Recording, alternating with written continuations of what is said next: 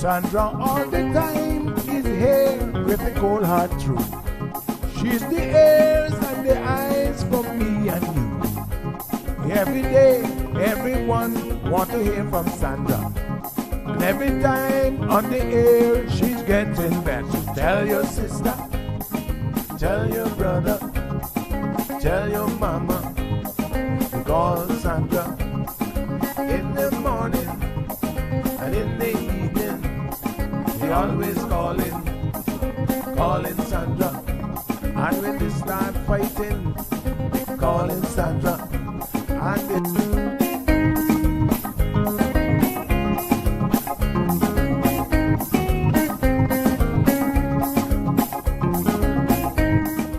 And That's right, folks. Everyone is telling their mama about the cold hard truth. Welcome to another episode with more truth-telling, more problem-solving, and of course, more tea spilling than ever before.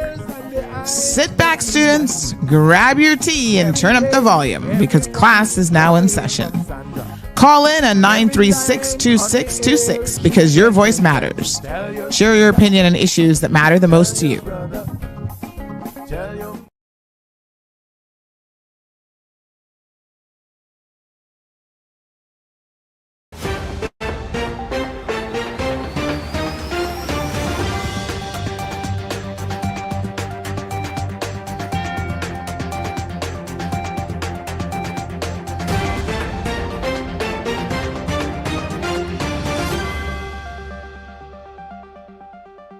Good morning, I'm Ada. Here are your CMR headlines for Wednesday, November 27th. We begin with an urgent public safety alert. Police are asking for the public's assistance in locating a patient who left Georgetown Hospital's mental health unit yesterday morning. 32-year-old Travis Webb was last seen around 11 a.m. Monday. Police believe he spent the night in the Georgetown area, though there are reports he may have connections to East End. Webb is described as having a slim build and dark complexion, with short dark hair and facial hair. He was last seen wearing a white merino, blue sports pants, and red and white trainers, carrying a bag. Police emphasize that Webb requires immediate medical care and supervision. He has been under hospital care since 2018, following a serious incident where he was found not criminally responsible due to mental illness. Law enforcement officials stress that members of the public should not approach or attempt to make contact with Webb. Instead, anyone who sees him should immediately call 911. Again, if you have any information about Travis Webb's whereabouts, contact emergency services immediately by calling 911. Do not attempt to approach him. A new candidate has entered the race for West Bay West, setting the stage for what could be one of the most closely watched contests in the upcoming general election. Julie Hunter, a veteran banking executive and community leader, has announced her bid to represent West Bay West in the 2025 elections. Hunter brings considerable professional credentials to the race, including 35 years in banking, most recently serving as vice president at Cayman National Bank. Her community service earned recognition at last year's National Hero Day celebrations. Born and raised in Northwest Point, Hunter's roots in West Bay run deep, as does her commitment to community service, which began when she was just 13 years old. The announcement has already stirred political activity in the district. Incumbent Makiva Bush, who has represented the area for 4 decades, has scheduled his first constituency meeting in 4 years. Hunter's entry into the race marks another chapter in West Bay West's political story as voters look ahead to the 2025 general election. Breaking news on the international front. President Biden has just announced that Israel and Lebanon have agreed to a historic ceasefire, ending more than a year of conflict. The agreement, which takes effect at 4 a.m. local time, will halt the fighting between Israel and the Lebanese group Hezbollah that has devastated both nations. Just moments before the president's announcement, Israel's Prime Minister's office confirmed that ministers had approved the ceasefire proposal. President Biden spoke on the landmark deal. Under the deal reached today, effective at 4 a.m. tomorrow local time, the fighting across the Lebanese-Israeli border will end. The toll of this conflict has been severe. Over 1 million Lebanese civilians and tens of thousands of Israelis have been displaced. More than 3,000 Lebanese and 100 Israelis have lost their lives. President Biden emphasized that under the agreement, no terrorist organizations will be allowed to threaten Israel's security again.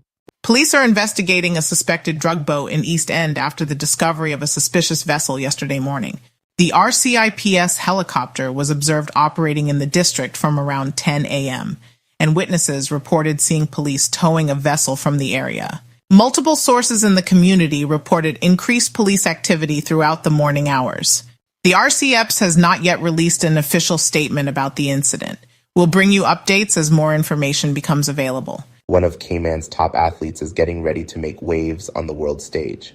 National record holder Kira Rabes will represent the Cayman Islands at next month's World Aquatics Swimming Championships in Budapest, Hungary.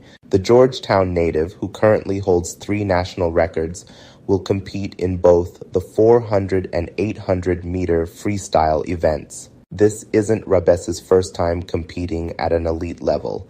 Last year, she placed 11th in the 400 freestyle finals at the Pan American Games with a time of 4 minutes, 28 seconds. Currently a sophomore at the University of Northern Colorado, Rabes has already made her mark in collegiate swimming, earning WWAC Freshman of the Year honors. The World Championships represent another proud moment for Cayman swimming as our national record holder takes on the world's best in Budapest. Good morning. Some of Cayman's brightest young minds showed off their mathematical prowess last week at a major academic competition. The University College of the Cayman Islands was buzzing with energy as more than 170 students put their problem-solving skills to the test at the 12th annual Minds-Inspired Maths Challenge. This year's event brought together students from 11 different schools, with participants ranging from year 6 to year 13. The competition featured both individual challenges and team events, where students collaborated across school boundaries. Cayman Prep and High School had an especially strong showing. Year 7 student Benjamin Limbry-Dickey took top honors in the junior division, while Year 12's Jake Fagan claimed victory in the senior category. Adding to the excitement, this year's junior competition featured a special Pirates Week theme, with schools competing for pirate treasure. Cayman Prep continued their winning streak by capturing this special category as well. But the day wasn't just about individual achievement. The team competition saw successful collaborations between students from various schools, including Grace Christian Academy, Cayman International School, and John Gray High School. Those are your headlines for this Wednesday morning.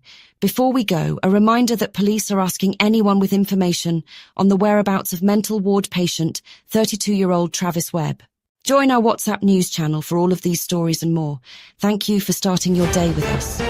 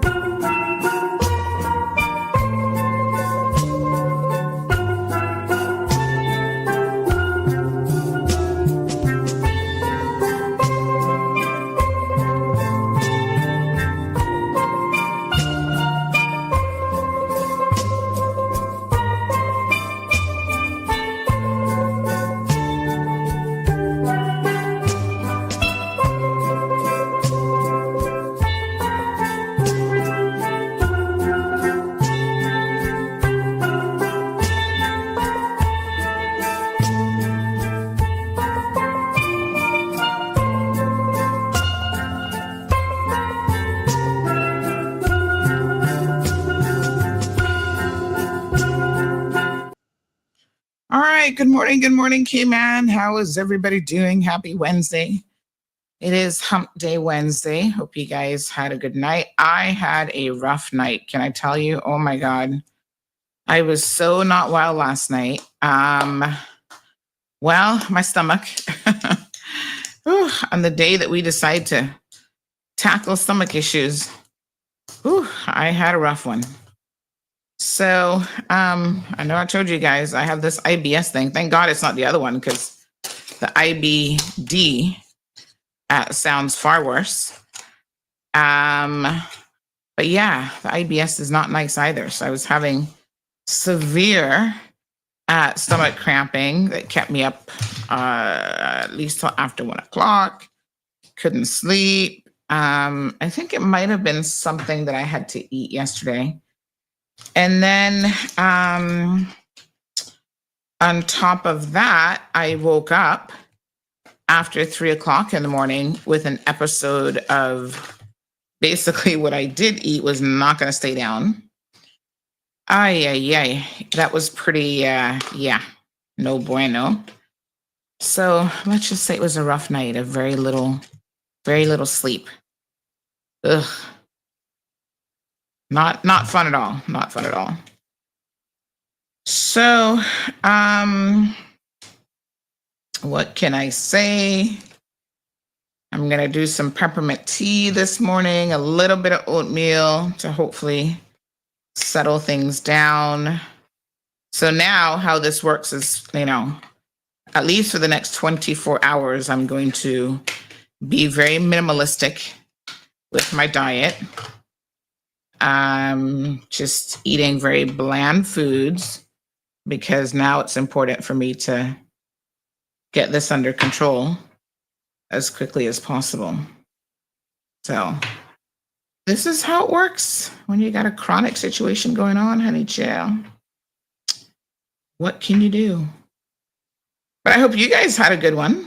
I mean, no need for all of us to be not feeling well. Yeah. So it's still not really 100%, but we show up to work and we do our jobs. Yes. All right. We do what we got to do. Keep it moving.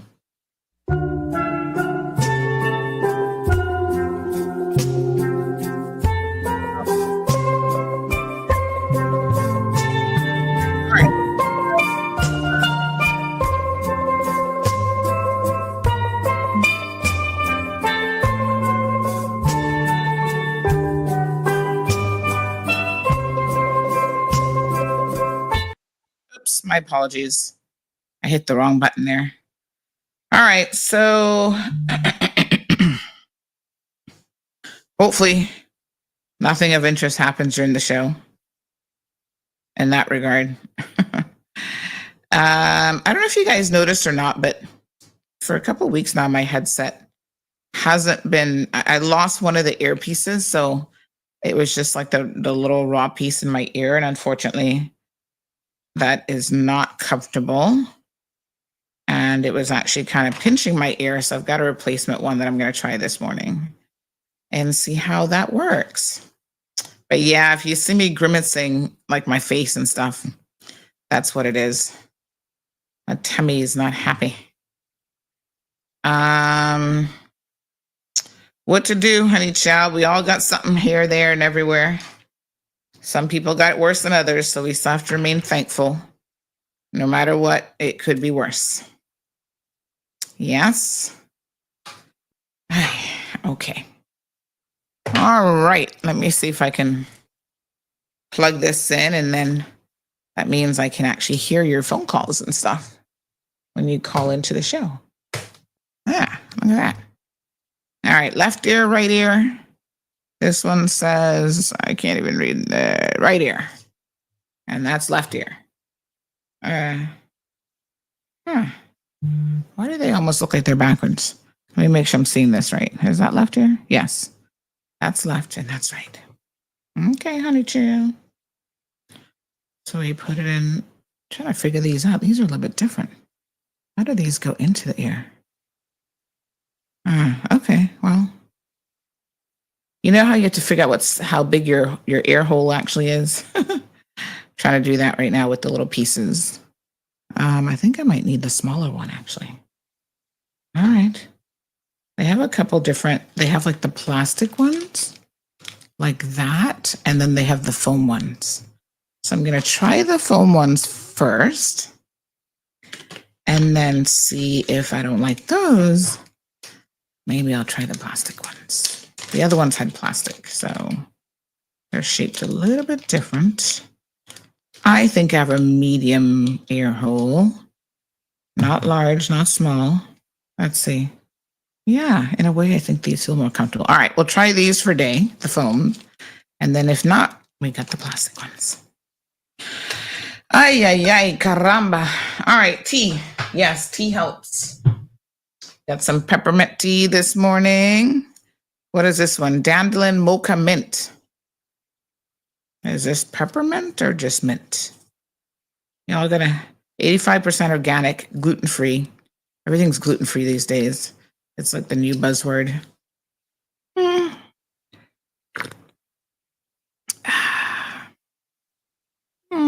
Okay. That will have to do, honey child. All right, I'm going to have a little bit of oatmeal. That might help a little bit. And then we're going to get on with it. How's everybody else? Everybody else good? Hopefully you guys are not having any tummy issues this morning. Don't you have AirPods? You know, I do. I do have AirPods. But I only use my AirPods for my Apple products. And you know, the funny thing is I've had AirPods sitting in a drawer, the Pro ones forever, didn't even unbox them. And just recently when I went on my trip, I took them and I started using them. I'm like, oh, this is nice how they switch between the iPad and the phone and stuff like that. But I don't use those for this board. I actually have another wireless set that I'm going to try using for this board. Maybe after Christmas. So, Santa, is Santa listening? Do you think Santa listens to this show? Oh gosh, if he does, we might be in a world of trouble. Santa, I need a new iPad for Christmas, please. Add that to your list. All right. Thank you, Shaka. Miss Dee Dee, Miss Pat, thank you. Fresh Joe, welcome to the program. Priscilla says her track record is amazing. Who y'all talking about? Let me scroll backwards. We got Wee Wee, Miss Olivia, good morning, Robert. Paul, I've not forgotten you, just been a little bit on the busy side. Neelis is here. Beautiful Evelyn. Michelle, thank you everyone joining us from NYC. Is it snowing in New York yet?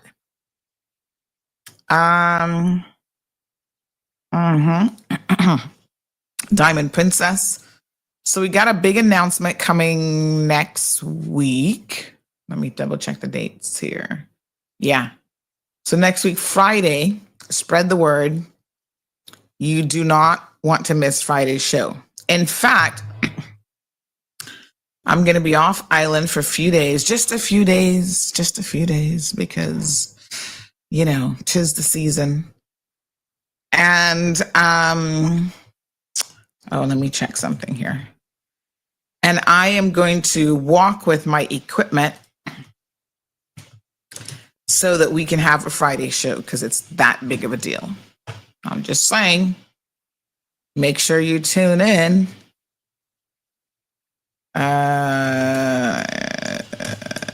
Okay. So, yep, that's all I'm going to tell you. Tune in December the 6th. Good morning to Miss Lucille. Roy getting all personal in the comment sections about what part of New York. She might not want to tell you, honey child. New York's a big place and some people like it that way. Good morning, Miss Pat. Shamar is here, inspiring. Good morning to you. Yes, everybody is in class. Inspiring says, good morning, teacher Sandy and Cayman. Iva says she's here for her classmates and wishing them a blessed day. Catherine, good morning. Inspiring says, Teacher Sandy, I didn't bring you apple today. Yeah, maybe I should eat an apple later. Full of fiber. Miss Charlene, Sean, Rosie, Marshall. Oh, Rosie, you just reminded me of something. That last conversation we had, I need to act on that. Yes, Miss Julie has officially, I can't call her Miss Julie. Julie Hunter has officially declared her candidacy for 2025. So obviously, if,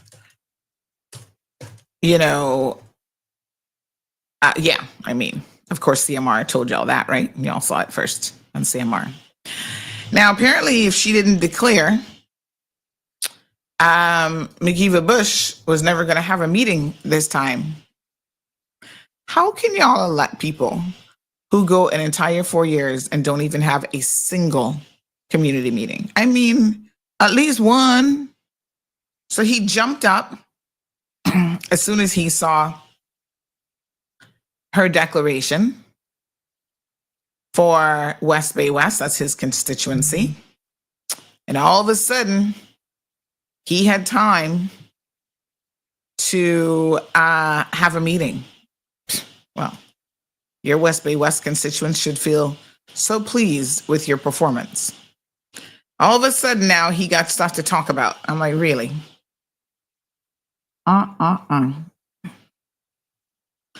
As though the good people of the Cayman Islands and West Bay West didn't have any issues or concerns or anything before now. Do not be fooled. It is election season. People like him are going to be selling you a bag of goods. And what you're going to do is tap that return to sender button, because the whole thing is a farce. He knows what's worked in the past, but y'all got to be smarter than that now. Did anybody go to his meeting? I heard he was a little bit desperate for people to show up. And so he was calling people around and telling people, must tell people to come and and whatever. So I haven't heard a single person mention the meeting, but he did find time to post something up, and there it is. Try to advertise it. Important topics, the West Bay High School. Really? McKeeva, you're so out of touch, it's not even funny. If you think that that's the most important topic that you put at the very top of your list for the constituents of West Bay West, you're not living in the real world. You're not living in Cayman with the rest of us. That's not the most important topic. Nobody needs a West Bay High School. You sound like Juliana O'Connor Conley now. Every one of you want to build a legacy project before we boot you out of office. So let's do him a favor and get around to booting him out of office this time. Where are you getting money for West Bay High School? You and Julie have a secret stash of money that you're not telling the people of the Cayman Islands about? Or you're just really, really pleased to put this country in so much debt? Where's Cindy this morning and all those other civil servants who were too happy to take that honorarium money? I wonder how many of you have bothered to read the Auditor General's report about the fiscal position of this country. Then he says, another West Bay seniors rest home. Yeah, because I guess one isn't enough. What about the rest of the country? Nobody else gets 2 senior homes. I think most constituencies don't have any at all, right? Correct me if I'm wrong now. The little one that was in East End, is that still open or that has closed down? Opening of the mental health facility, please. I could tell a couple of MPs that need to be the first clients up in there.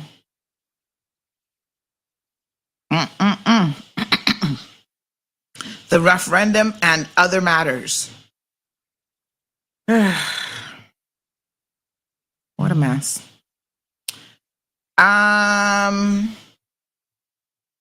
Miss Catherine said, nope, the East End seniors are in West Bay. What a mess. Morning, Miss Faith. Aliano, Flora, Michelle, Cayman. Good morning. Carrie Ann, how you doing? Strong Wilt is with us. Miss Deborah. Was she talking about the swimmer? Okay. Nice.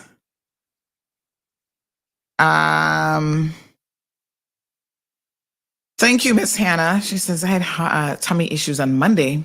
Just wasn't able to eat anything. Felt very nauseous all day. Oh, yeah, it's rough. Hopefully won't last past today. So this is the shenanigans that they're going on with, but West Bay West, you have an alternative. Now, here's the secret to beating McKeever Bush. Now, Julie Hunter has, she actually worked with him for many years in politics. She was a supporter. And after the last go around, before the last election, she actually stepped away from him and decided to support his opponent in the last election. Well, his opponent, unfortunately, Mario, was not able to do it. So now she's stepping up to the plate, and I like it. And so what I'm going to say is, she's talked about she was recognized in the 2023 National Heroes Day Awards for outstanding achievements in volunteerism and charitable services. I know her more from CNB than anything else. So, obviously I don't live in West Bay, but I used to have a business there at the Four-Way Stop. And she opened the CNB Centennial Towers branch back in 2003. And that's when I opened my business, because I was the second tenant actually in that building after Subway to open up. And, Subway's owned by the Burks, who own that building. So, yep, she opened the bank. And obviously that's my bank of choice. And that's where I would do all my banking. So I got to see her quite a bit, And I think that one of the things that McKeever Bush likes to do is he likes to attack his opponents. He goes very much under the belt. And so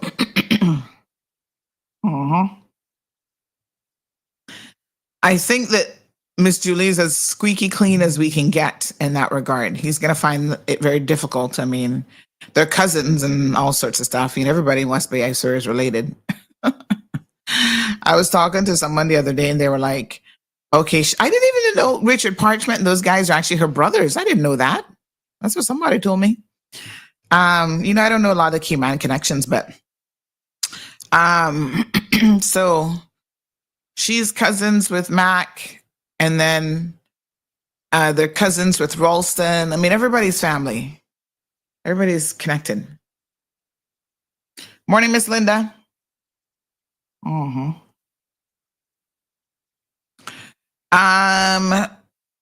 So yeah, interesting. Yes, thanks, Shaka. I guess any fruit in the morning will actually spike your insulin. Start with fiber is what they say. So we'll have some oatmeal. Juliet, looking good. Shaka says that Miss Julie's a Parchment by birth, I guess. But then she's also I think she's also a Powery. Somebody was explaining this to me the other day, that they are, I think like two brothers married two sisters or something. And so some people are double related, but not in the way that you think. Like it was like two brothers that married two sisters. And so then they're her, I believe, her grandparents. So anyway, yeah, I guess they're all, them West Bayers know how it goes, shall. They'd be able to tell me. So notice his, someone pointed out to me on here how he likes to use Dr. the Honorable McKeever Bush. Listen, I want y'all to listen to me very, very carefully, because this might seem like not a big deal, and in this large scheme of things, it really isn't. But you have to respect proper protocol and procedures and stuff, right? And if you have an honorary degree, although doesn't seem to matter to the people who receive it, They just want the recognition, my apologies, of getting an honorary degree. But you're not supposed to use the title. Okay? So you don't, Lord have mercy.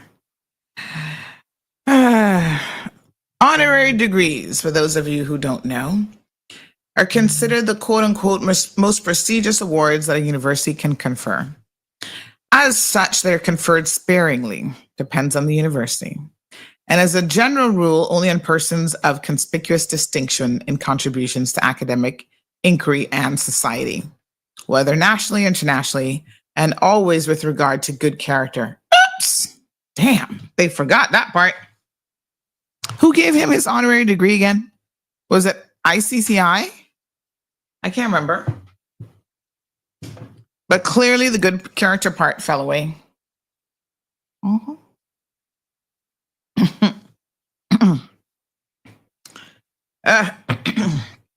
Most of the time, they give you the honorary degree when you've waived the usual requirements.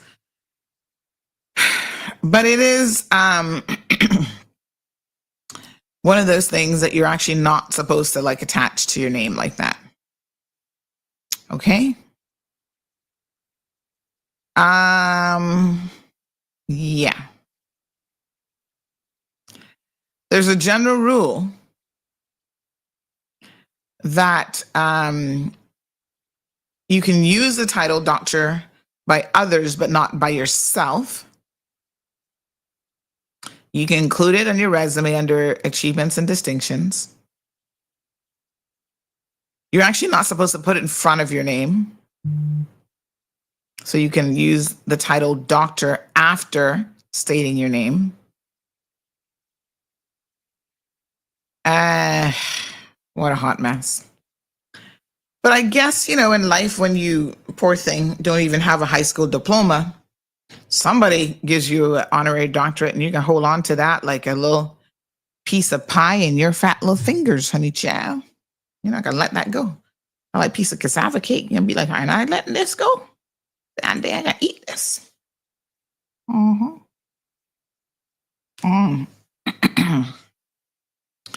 Ay. I tell you. All right. Let's move on. In the coming week, we are going to kick off in a hard way our election cycle. Coracita says her mom is a power. Yes, I think her grandmother would have been the two sisters that married two brothers, I believe is how that story goes. Yeah. So her dad is a Parchment and she's married to Hunter. Now, somebody was confusing me the other day because they said, oh, are they the Hunters that Clifton Hunter's associated with? And I don't think so. That Hunter would be like Arthur Hunter and that family. But I mean, I don't know how interconnected they are. Entirely possible. I mean, Cayman is such a small place. Y'all know how it go.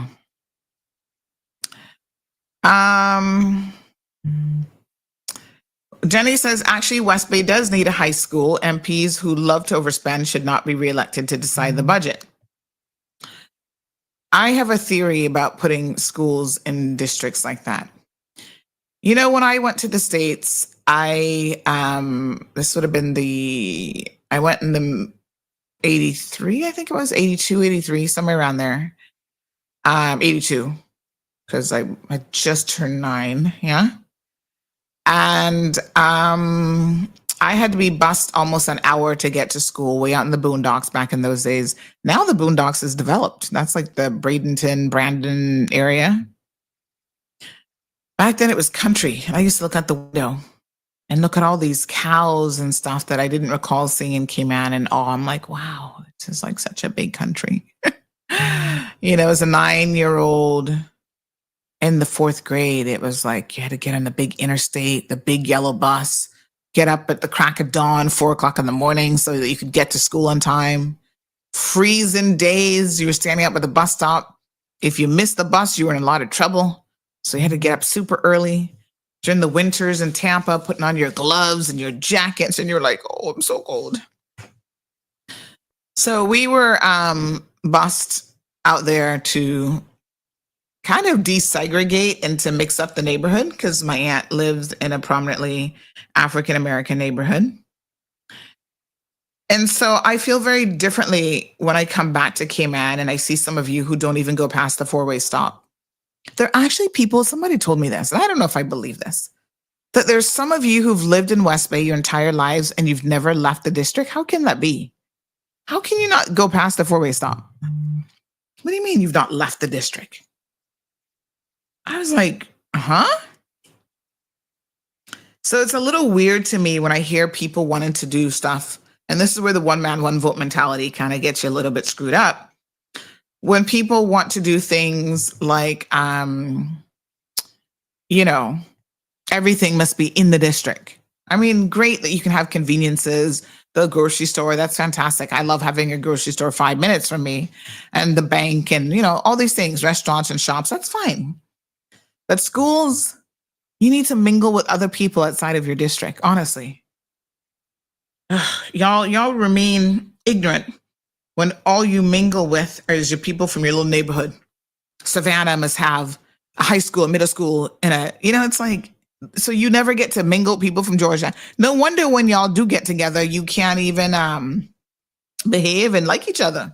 Because y'all like, oh, they're different than us. No, they're not. They're Caymanians. Get over it.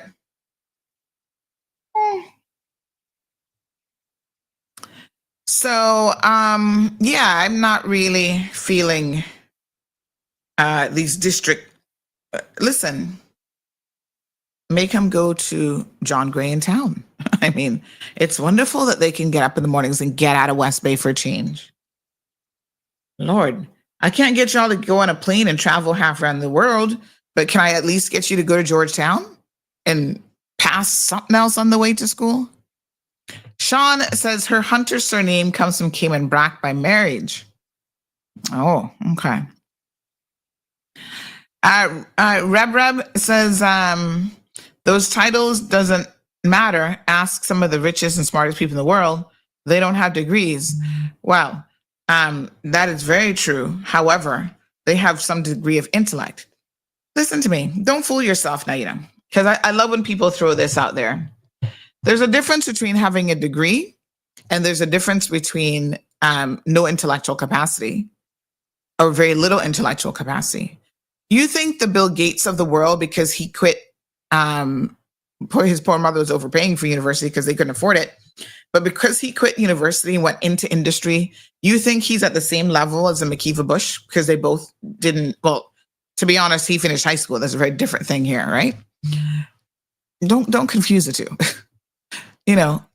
Dell, all these tech people, they jumped in opportunities. They left school and jumped on business opportunities that they have become very, very successful at. Let me ask you, what business and industry has McKeeva Bush proven himself in?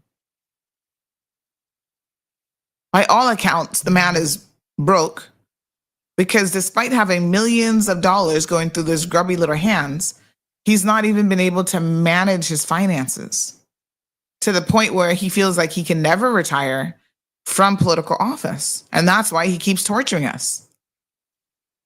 So there's a difference. A degree does not necessarily in and of itself prove any intellectual capacity, to be clear. It proves that you can undertake a course of study and for one reason or another complete it.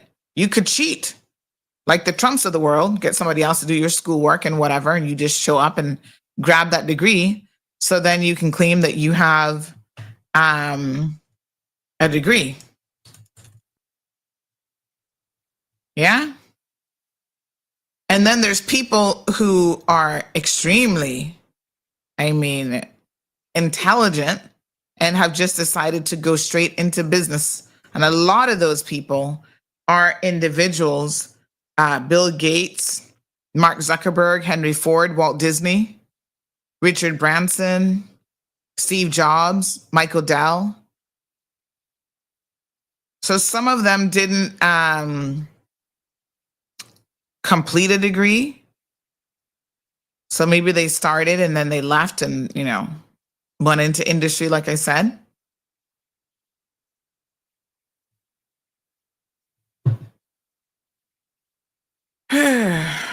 But he did attend, let's take Bill Gates, for example.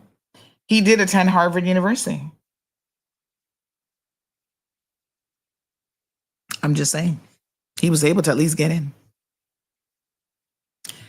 All right. So, yep, he dropped out to focus on building his company. McKeever would have dropped out of high school for what reason? Building a pond in the backyard in West Bay? Yeah, to be clear. In those days, I suspect he's older than me. So, I'm going to speculate a little bit here. It wasn't easy at all. I was speaking to someone last night and they were talking about sort of the life by the kerosene, whatever. And they're only 9 years older than me. And I said, it's so interesting how quickly as a country we developed and progressed. And that's why our people have largely been left behind, because the people and their mentality hasn't progressed as much as it should have. The social development aspect of who we are has been left behind, whereas the world is like moving really fast. And so I said to this person, it's so weird because they're only 9 years older than me. And I have no reference points. And I mean, maybe it's because, when I was really young, there might be some elements of that I don't really remember. But I don't have any reference point of life by kerosene and cabooses and all that kind of stuff. I don't remember any of that. I mean, I don't know that life. I can't speak to that life, right? But this person could. They were telling me about how in their grandmother's home they would hang up the corn. I'm like, hanging up for what? What are y'all doing with corn? And they're like, they used it. And so they would hang it up to dry. And I was like, really? Ooh, honey child. That was a different lifestyle for sure, a different life, a different time in our history. And so I always give people a lot of grace because they may not have had those opportunities when they were younger, because of poverty and different things. Maybe you just weren't able to finish school. So what I don't get, though, is in 40 years, you've been in political office.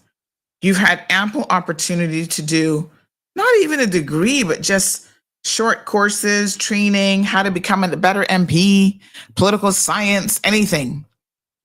And the fact that you've had zero desire to improve yourself, no improvements in public office, no improvements in public speaking, like nothing, demonstrates to me that you simply don't value an education in any way, shape, or form. And so it should be no surprise then that a lot of our young people also do not value these things. And if you don't understand how incredibly important education is and how far behind some of our people will be left as a result of this attitude, that some of it is entitlement, right? That we're good. We don't need it. We're going to still make it in the world. I'm telling y'all, we in for world trouble. There was an article recently, I'm trying to remember, let me see if I can find it, talking about the fact that the world in general is not where it needs to be with artificial intelligence, not with artificial intelligence, but with people understanding the power of artificial intelligence and where we're going. And so that lots of people are going to be left behind. They're not going to be able to hold certain jobs. And listen, AI is going to take your job. Did y'all see these in China the other day? They have these, let me see if I can find this one. They have these delivery vehicles that are all AI driven, no human person needed at all.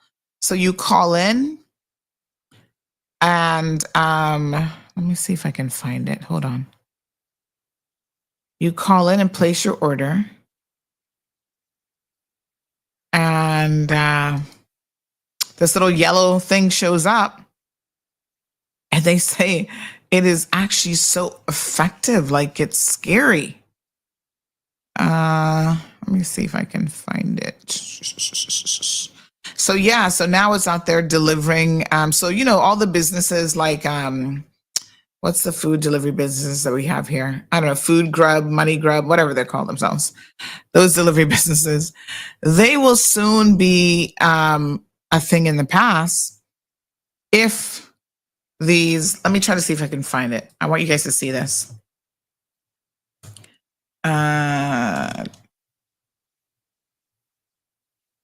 They're called, they have a little name for them. It's a driverless delivery vehicle.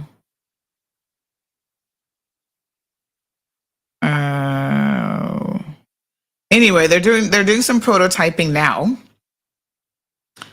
And, obviously there will be a degree of working through this and trying to perfect it. Oh, yes. Let me see if I can show you this. Hold on one second.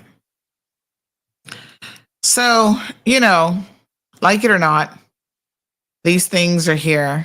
And it means that, again, the worlds in which we live is changing very, very quickly. And if you're not ready, if you're not prepared for this, you will be left behind. There's not going to be anyone to hold your hand through this process. Yeah. And I know we look at these things and we laugh. We're like, oh my God, that's funny looking. That's never going to take off.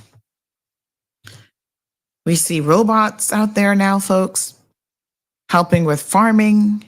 I mean, I never thought I'd see the day where a farmhand had to worry about their physical labor job. The only person that was going to take their job was a Mexican across the border, or, migrants in general. Never thought I'd see the day when a robot was doing it. And here we are. They are surely doing it. All right, that's downloaded. I'm going to show you guys this because this is going to be like blow your mind. Morning, Aliano. Denny says John Gray High School is already over capacity. And that, yes, because it took them so long, in fact, to build it. And they obviously don't do well at projections. We don't do well at population projections or anything else for that matter. That's why we run into the issues that we do. And that's why having people who are don't necessarily need a college education, but a college education helps with these things because these things are not as easy to predict and understand as you might think. Population growth numbers. And so you hire the technocrats. Those are the civil servants, ESO and that sort of thing. They do surveys and they give you reports and they tell you, this is what's coming down the pipeline. Except politicians always seem to think that they know better than everybody else. So even when the technocrats are trying to advise them, like, this is the budget and this is why we're doing it this way. And, show me the evidence and show me the research. And they still don't follow any of that. So have a look at these. Like I said, they're This is a Meituan autonomous. All right. So they're automated vehicles and they're already lining up the streets of China to do your food deliveries. So food delivery drivers, that's not the most skilled job in the world. Technology and AI, and all aspects of technology is eating away at most of your jobs. And if you don't get that, that's a serious problem. Because you have to then be able to, had a little accident right there. Oops. You have to then be able to, figure out what your role is going to be. And this is us as a country. What's our role going to be when this shows up and we no longer need delivery drivers? And that takes up, I don't know what portion of the population that would be. Mrs. Simone says, yep, there goes those jobs. But you see, as a country, your leaders should have the foresight to see what's coming down the pipeline if they're paying attention to the industries around the world.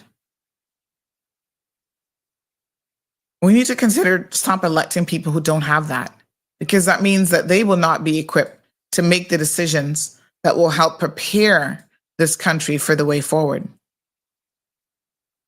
Listen to what the ex-Google CEO, Eric Schmidt, has to say on this and what will happen in the next 5 years. He says in 5 years, AI systems will be able to write and improve their own code, leading to recursive self-improvements. Humans are not ready. So comprehend this.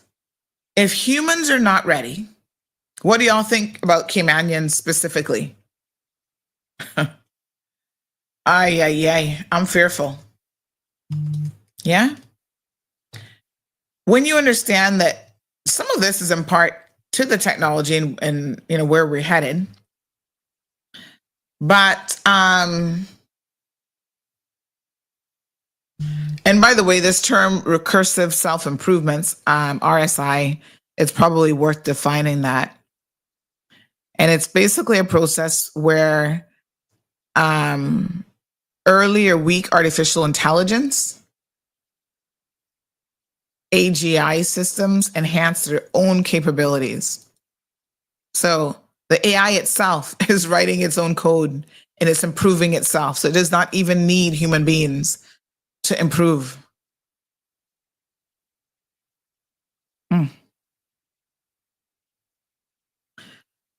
But where is the world going to be in 5 years, 10 years, 15 years, 20 years?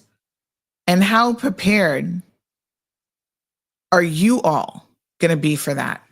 Listen, we still live in a community where you guys don't want to embrace online banking,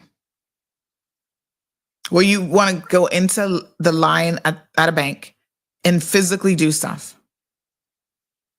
A world where when we were locked down during COVID, a lot of you believed that the world was literally going to end because you couldn't go join a queue to get some cash to go do something.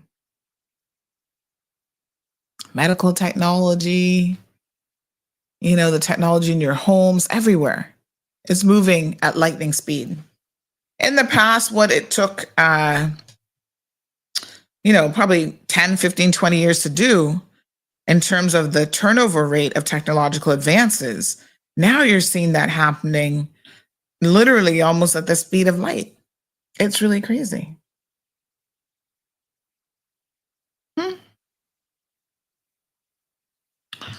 I don't know. Scott says yes, but can they ride the line like a Let's Eat scooter and and can they make it take 90 minutes to arrive? I think not. 90 minutes to get your food? You'd be well hungry by then. Well, as the technology improves, Scott, it will outperform human beings eventually. One of the things that I thought was really interesting last year when I traveled to Greece was our tour guide had these headsets that we were able to put on. And I thought they were so neat. They were so cool. And so when she was talking with us, they were kind of like noise cancellation in a way. She had the receiver. Everybody else had I always confuse the receiver and the, what's it called? The receiver and the transmitter. Which one's the transmitter again? For some reason in my brain, I always confuse the two. I think the receiver would have been her, right? Or she the transmitter. Anyway, she had one of the two, and then we had the other bit. And so she was, when we go to a site like the, the Coliseum or whatever, there's lots of people there visiting. But we put in our headsets and we could only hear her talking to us. And, it has a certain range. She had the transmitter. Is that the transmitter? So she would talk to us and we could walk around in a leisurely way, look around at the different things, like if we were in the museum, and could still hear her talk within a certain radius. So we didn't have to be within technical earshot of her because we had this technology that was amplifying what she was saying to us. And it was almost like kind of having a personal guide in that sense. Now, here's the crazy thing about it. There were people who had no human tour guide, but apparently there's similar devices that allowed the tour to happen, like, I guess it's like pre-recorded. And when you go to that location, you just say, okay, I'm at this location. And it does like a guided tour through that site that you're at. So whether it's a national landmark or a museum or whatever. So that was pretty cool. And it got me to thinking about, again, people who are like tour guides and stuff.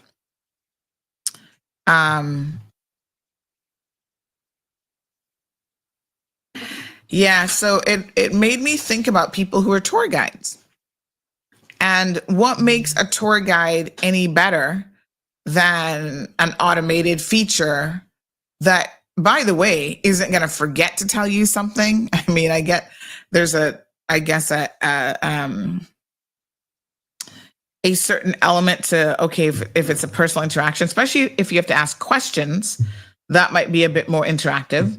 So when we had one of the former prisoners at the Mandela prison talk about his experience, I mean, he's giving the guide, right? It'd be hard to, at this point, maybe have an AI tool answer those questions because that's very personal to him. But think about the possibilities of how this could work. Because one day he was saying that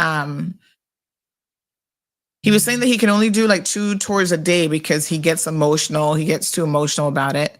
And it still has a toll on him, right? So I thought to myself, as I was looking at him, he's up in age now. And I said, one day he's going to pass on. But you know what else is going to happen one day? They're going to have an AI version of him. What do they call the images? Where you'll see him in the prison. The technology will be able to take all the questions that he's answered about his life. Look at this. Look at this AI, this thing now. How it just zoomed in the camera with a hand gesture. I mean, listen, it is wild.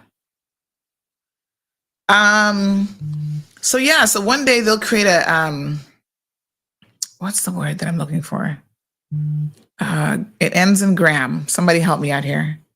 Hologram. So they'll create a hologram of him walking through and giving this tour. 20 years after he's gone, he'll still be there giving the tour of when he was jailed there 50, 60, 70 years ago. Yeah? It's real, folks. Y'all better start talking about thinking about the implications of it.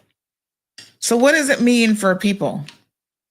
Well, when you're not just being replaced by other people, so you have a fear of expats, and I tell you all that your fear is misguided. It's not the expats that you should fear, because even them will be a thing of the past in terms of jobs. You can go into a restaurant now in Japan, order your food with a robot in any language you want. So you're in a Japanese restaurant, you don't have to speak Japanese. You could speak French, Spanish, whatever. 170 languages, right? And you simply tell it what you want. It sends your order through to the kitchen, brings your order to your table, and boom, you're sitting down eating your food. Little to any human error or possibilities for it. You don't have to learn or mispronounce words on the menu. That's how seamless it's going to be. So computerize waiters and waitresses. And they'll be able to tell you, like you ask a question about the Cayman Islands, they're like, oh, yes. They can accurately be programmed with information. So isn't that crazy? Because again, human beings have a tendency to get things wrong and, they tell you East End is that way, and it's actually that way. So now you remove that element of some Canadian is sitting there giving wrong information about the Cayman Islands. Because, y'all sit in the restaurants going, why would they tell them that? That's not what that is. Now a robot gets it 100% accurate and correct. And they're cheaper. You purchase them, you don't have to pay a robot overtime or anything else. I'm just saying, I want y'all to start thinking a little bit about the world, what the world is going to look like, the world of the future. What will it look like for you? Here's some restaurant robots. Yes, sir. Come and take your food. Yep. Well, y'all been in the Miami airport already, where they have the little kiosk things. Not kiosk, but they have the at the this is the Margaritaville, I think, at the airport there in Miami. After your waiter brings you your food, you don't necessarily need to talk to them to pay the bill. Like there's a little machine there that when you're done, you just tap it and you pay your bill and you walk out and you leave. All right. I'm just trying to keep y'all updated. Thank you so much. Somebody said, good morning. Is this for real?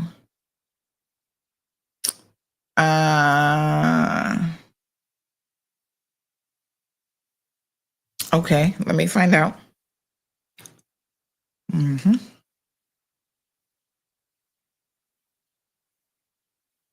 All right. I don't know what this person sent me. This person needs to pay me back this month now. This morning he passed me like Judas passed Christ.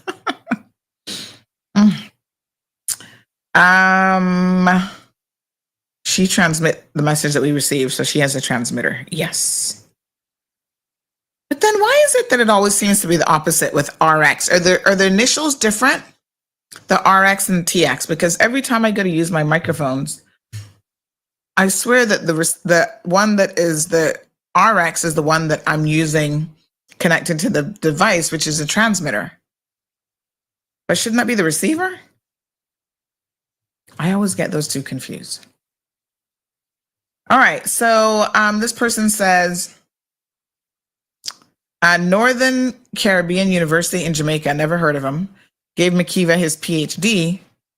West Bay needs a primary school. Population and size to Georgetown, which has 3 primary schools, and Bordentown, which has 2 primary schools. Right now, West Bay has 1 primary school with over 700 students. What? Really? West Bay Primary has that many kids? Largest primary school on island. Wow. I had no idea. Thank you for that. 700 kids at what's it called? John A. Cumber? And of course, that is the most critical time in a child's education, primary school. You don't want them in overcrowded high school or overcrowded classrooms at that time. This person's weighing in on some of the political stuff. Good morning, caller. I can't hear you. Hold on. Let me see if I can make some adjustments. Hello, caller. Oh. Hi, there you go. I can hear you now, honey Jill. Yeah, I was wondering what's happening because sometimes, you get drop calls up in this area by Papagallo. So, okay. The thing is perfect. Yes, sir. I got some questions about the high school in West Bay. I understand Mr. Bush might have mentioned last night. Yeah, I mean, I don't know if we can answer it because we don't know anything about a high school, really, except it's a wish of his, but go on, let's hear it. Yeah. Are you able to quantify what it's costing the government annually to transport these people from West Bay, the children actually from West Bay to wherever they're going? No. You're saying Okay. that that's going to be cheaper than building and maintaining a school in West Bay? Or that's more expensive? No, I will say this. Mm-hmm. I was thinking about it not just now, but for a long time myself. We needed, and let me get through after this. We needed a high school in West Bay like yesterday. Oh, okay. Listen now. Mr. Ralston Anglin, I understand he did a very good job in starting the school they got in West Bay. And I think it is quite not too much of a problem to extend onto that school.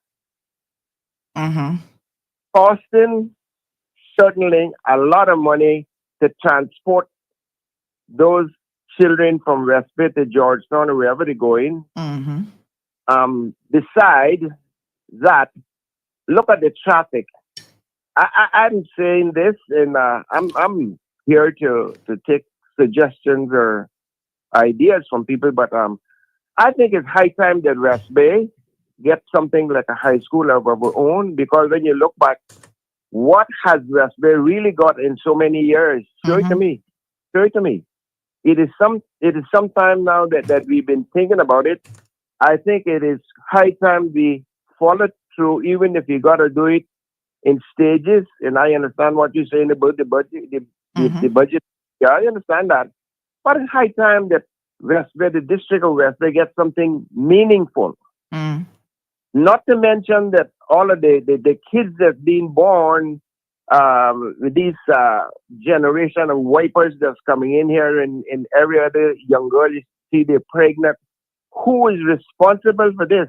It is time that the government take a hard look at who's coming in here, what they're doing in here, and like Trump doing, get the hell out of here. That's my opinion. I'm sorry, but it's high time we get sorted out, man.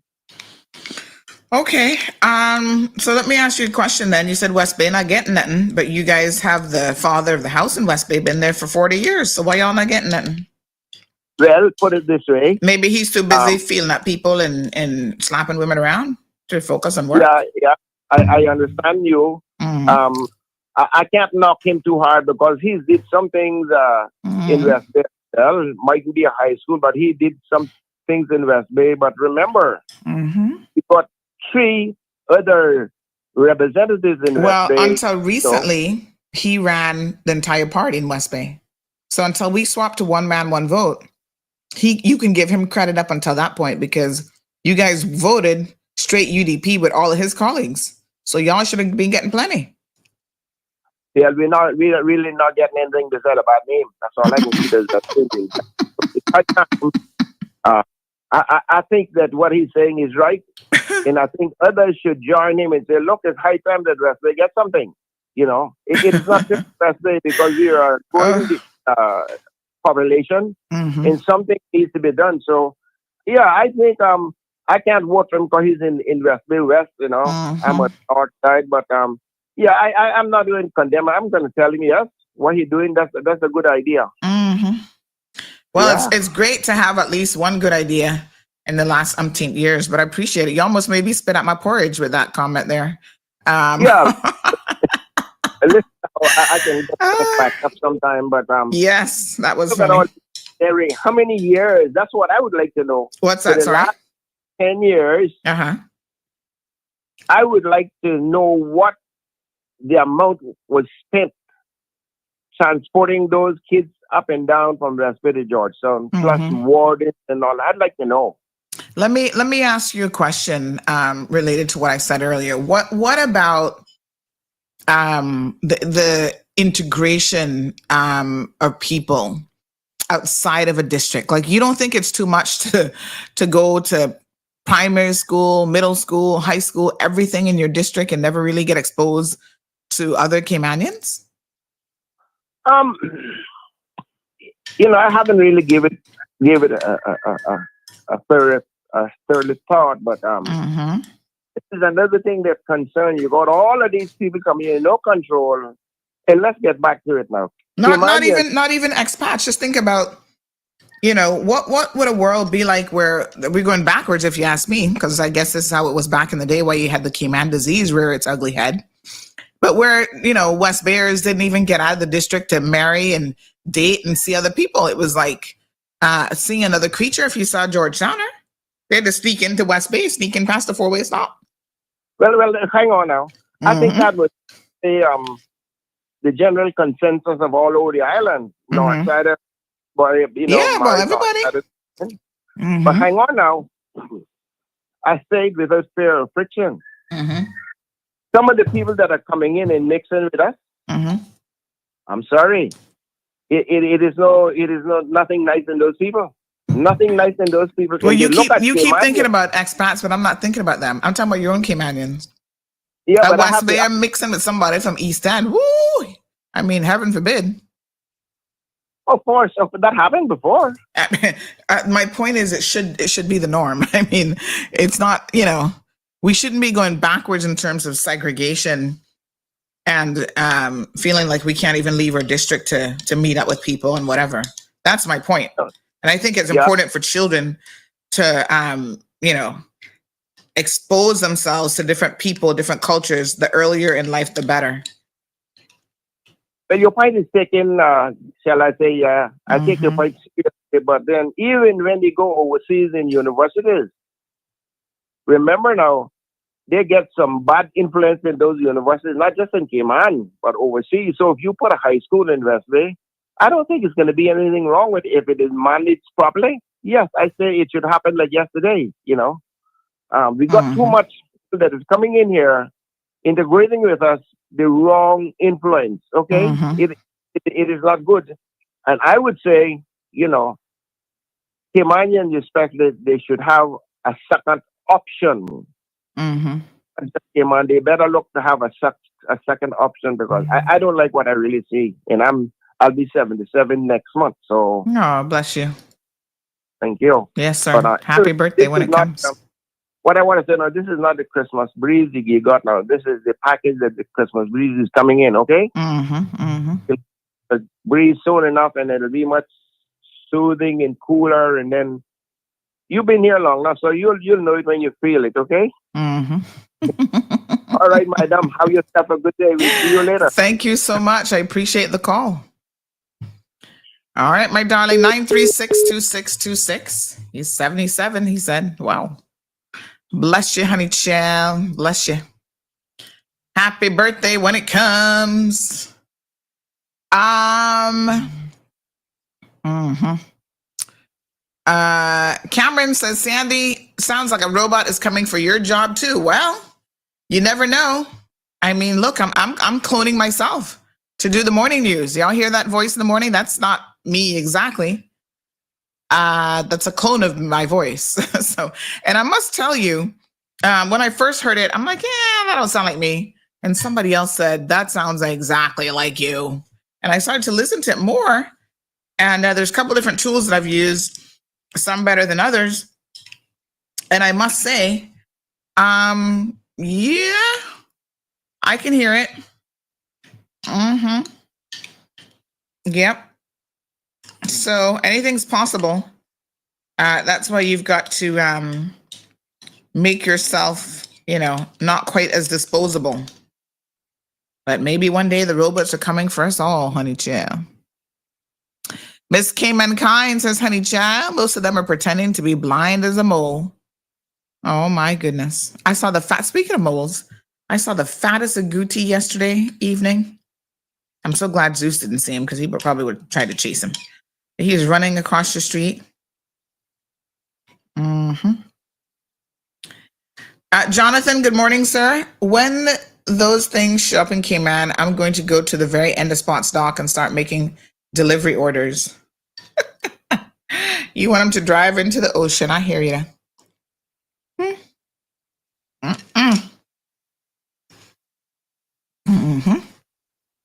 I don't know.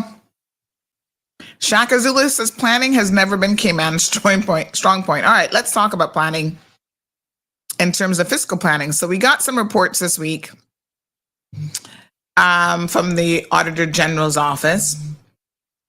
On the one hand, pretty damning reports, actually, about what is going on, which, stick a pin, in case you missed the news headlines earlier, a mental ward patient is on the loose. This guy, what's his name? Travis Webb, 32. Isn't he the one who tried to bury that child, his own child or something, in the ground? I think this is the same guy, right? So he's on the loose, folks. And if you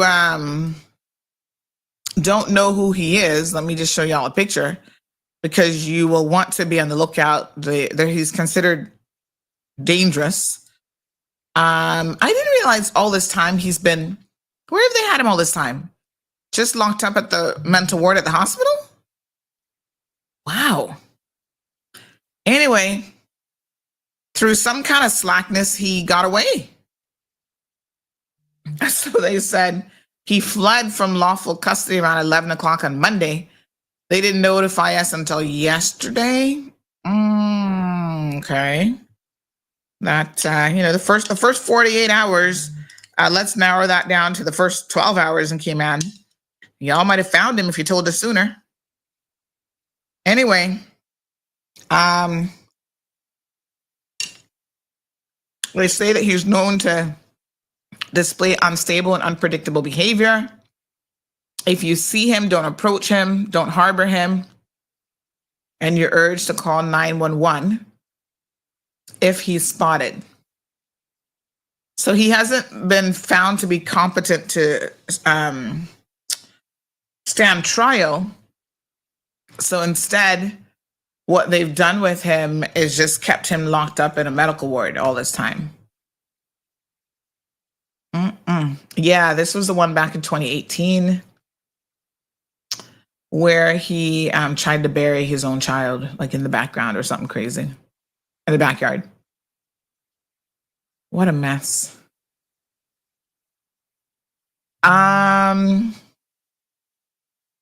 He looks way older than, how old they say he is? 32. Wow. He looks old. So back in January of 2020, yes, psychiatrists have accepted that Travis Gerald Webb of Bodden Town has met the criteria to be considered legally insane. And so apparently, I guess they've just had him locked up all this time. It's a bit unusual, but there you have it. At some point, does he ever become competent and then they put him in jail, or he just remains in a mental facility for the rest of his life? I'm not sure which is worse, jail or mental facility. What a mess.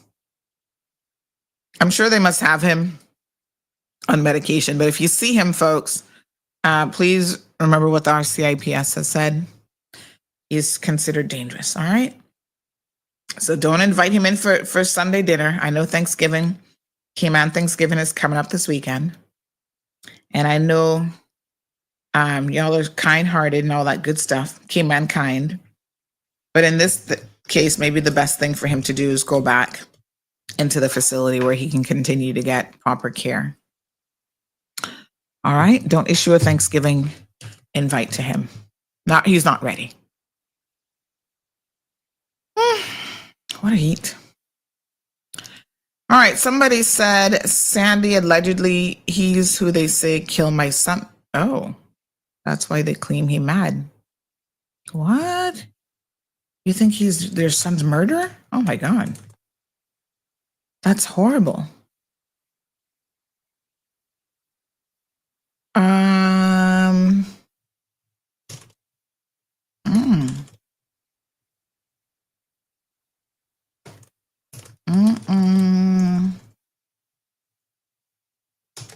I'm so sorry. All right, then. So anyway, yes, please keep out for him. Mr. Gilbert George Fullerton, your permanently disabled parking decal has been found. Oh, I think I know him. George Fullerton, he's on my Facebook. I'll thank you.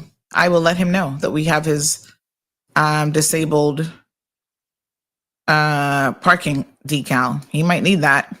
It's good until 2029. So let me message him. Hold on. Mr. George Fullerton. George. Yes, I know him. He actually went to law school with me. Former police officer. All right. Thank you, ma'am.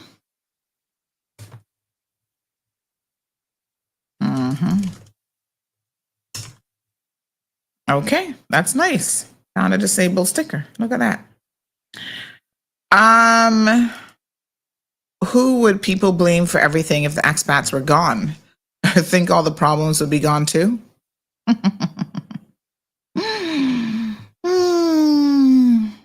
Yes, sir. I don't know. Then they'd blame each other.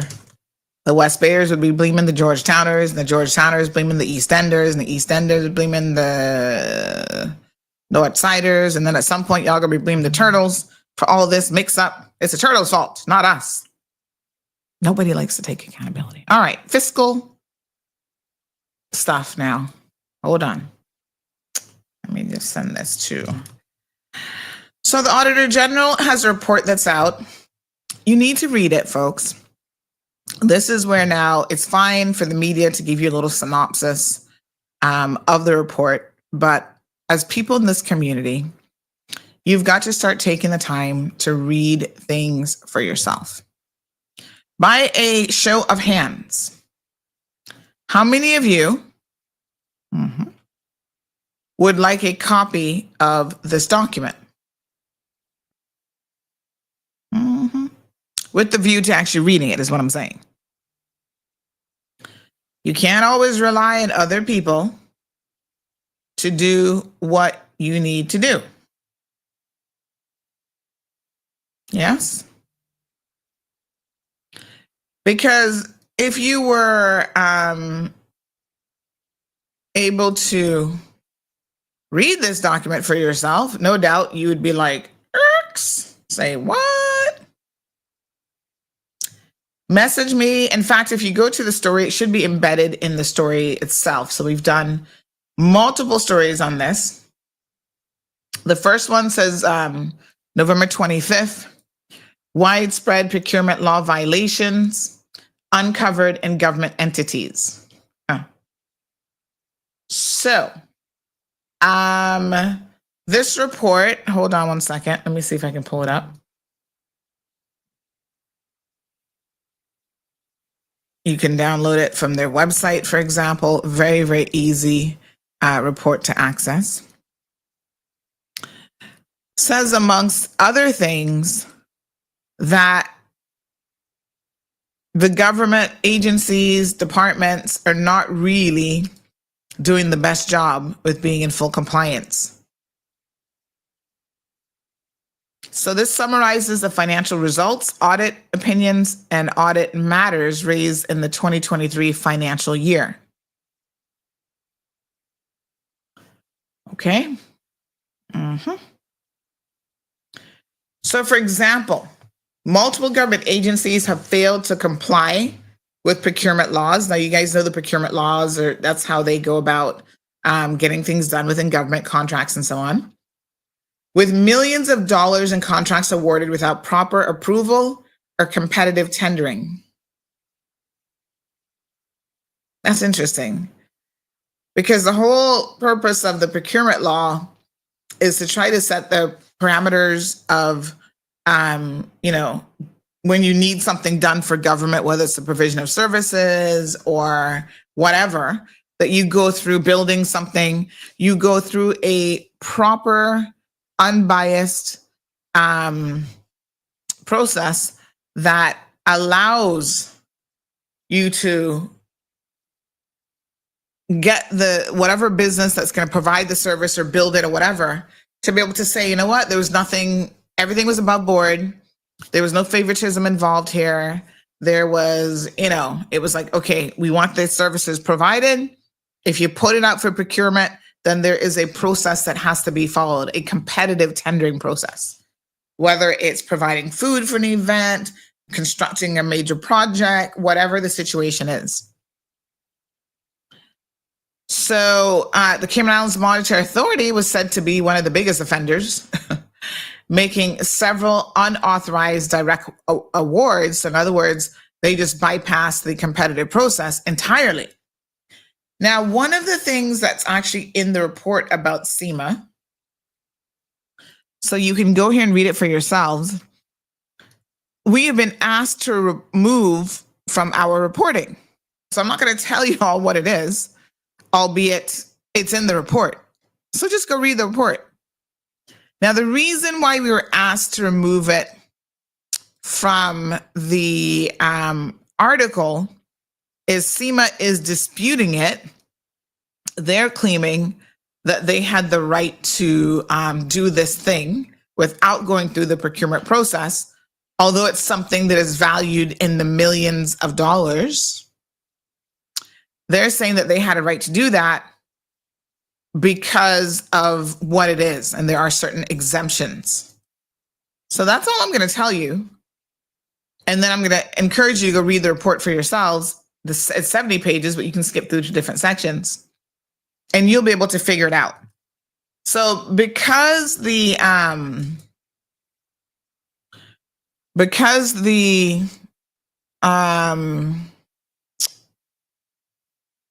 SEMA is disputing it, the Auditor General's office has now said, right, we're going to get a legal opinion on this, and we may end up amending our report if SEMA is right in what they say.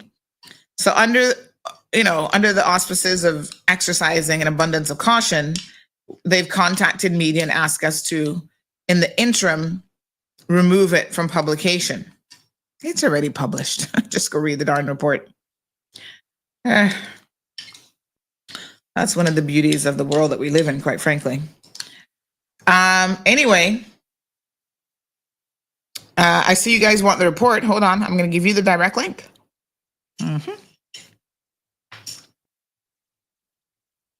We got to share information with each other. It is very, very important that our people do not feel that remaining ignorant is an option. We can't do that any longer. You see, I'm telling you how we're going to get left behind in the world. Our fiscal management leaves a lot to be desired. People say we don't have a money problem. In other words, it's not a question of us being broke or not, not receiving a lot of money. It probably is a better question of how we're spending it and what we're doing with the money that we do have. Okay? So they had a $251,000 service contract renewal without any PPC approval. They made 4 direct contract awards without entity procurement committee approval, including legal consulting services worth $163,000, 3 service purchases valued at $103,000, $129,000, and $120,000. Now, the irony of this is that I know of small Caymanian businesses who are providing services to some of these entities, annual value of maybe $60,000, for example. And they get put through the ringer, prove your worth, do this, do that, blah, blah, blah, blah, blah, blah, blah, right? And then you have entities who are doling out hundreds of thousands of dollars, to a single business, $251,000, $163,000, $103,000, $129,000, $120,000, and one questionable one worth over $1 million. And it takes the Auditor General's report to bring this to light.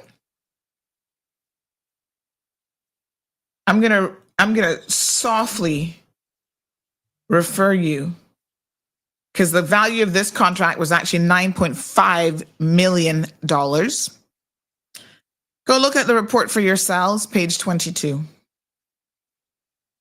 We removed it from publication, but the report is still very much up in its current form. Hurry up and get it before they remove it. Page 22, $9.5 million. I'm just saying. But to be clear, they are disputing it. They're saying that that didn't have to go through the procurement process. Damn, you can spend $9.5 million on something and it doesn't have to go through a procurement process? I think that it should. And if it didn't have to go through the procurement process, that law needs to change. Whatever loophole that is that they use to spend $9.5 million with no procurement clearly needs to change. Good morning, caller. Good morning. Itemize it and try to find out when you see things like that. Don't take people for dummies. It seems to be a lot of commission rate going on in there. No accountability. And all of the poor people got to go through the legal process and the harassment. That's what I'm of saying. Dictations and demands. This is disgraceful, man. Very. Somewhere along the line, things are going to happen here if things don't go right. Because we had enough. Thank you very much. Thank you so much, sir. Wow. Wow. $9.5 million is wow. Nothing to sneeze at, I can tell you that.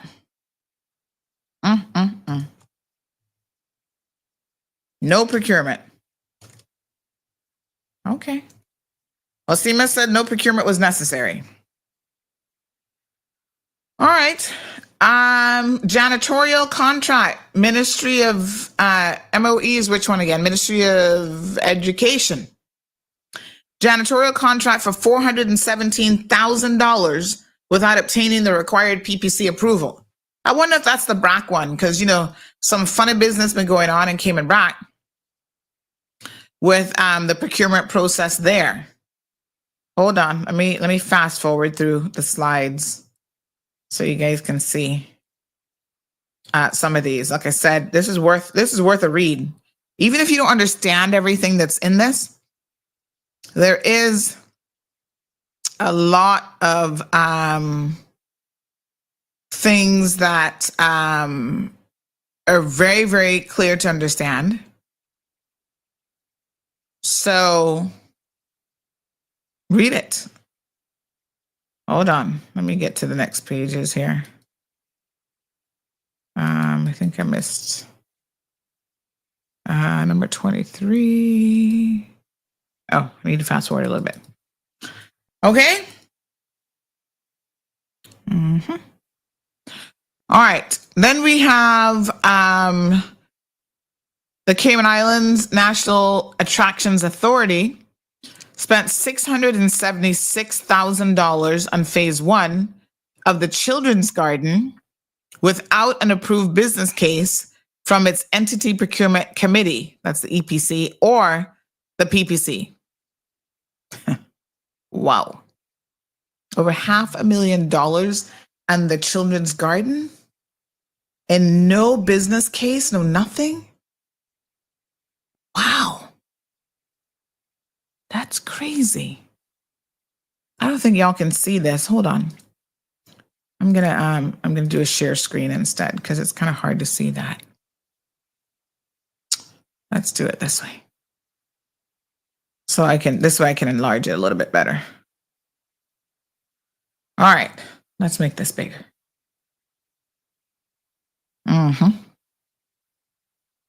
Y'all can see it now. Pretty wild, huh? So SEMA,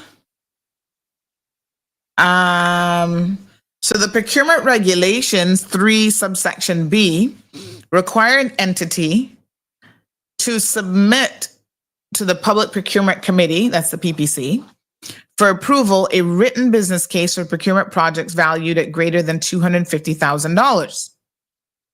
However, Auditor General says, through the 2023 audits, I noted the following. Let's see who else. In addition, the management was unable to provide a formal janitorial contract for the new John Gray High School, except for an addendum to the original contract, which was originally procured in 2021 for $506,000.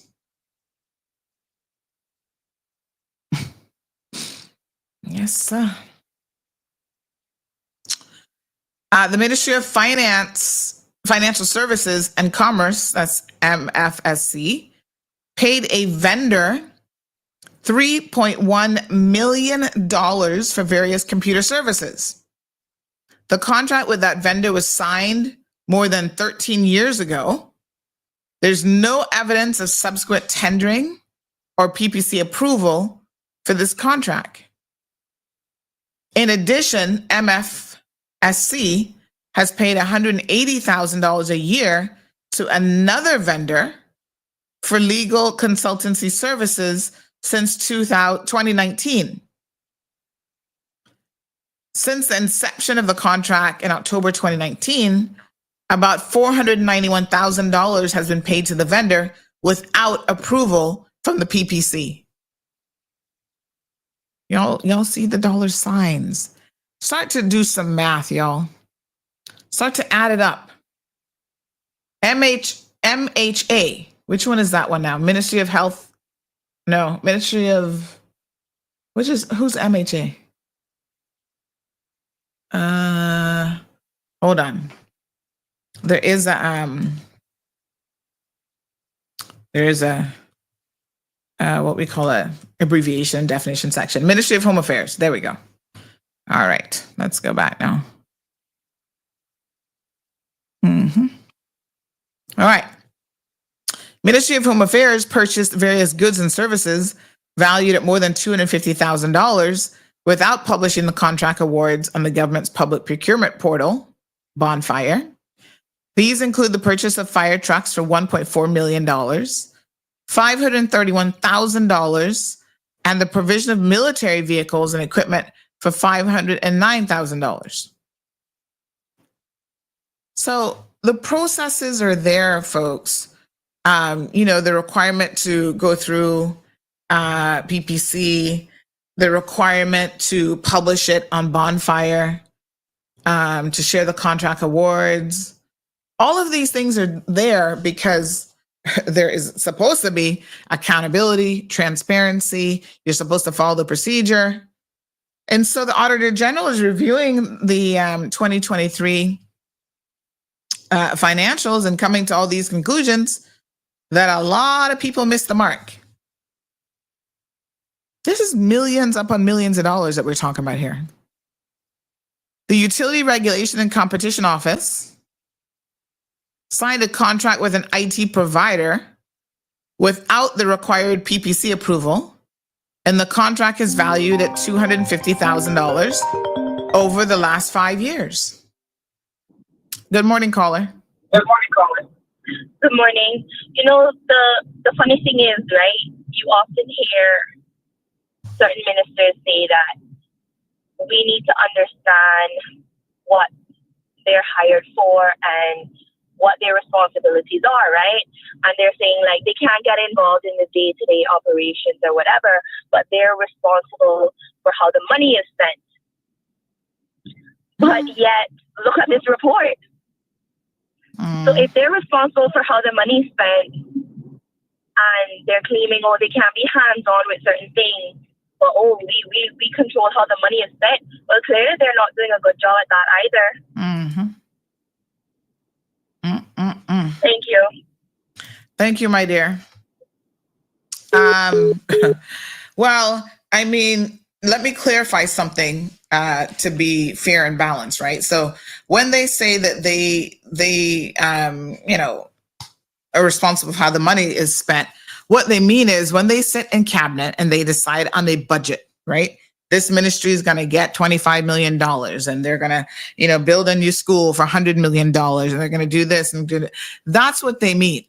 When it comes down to this stuff here, let's be crystal clear.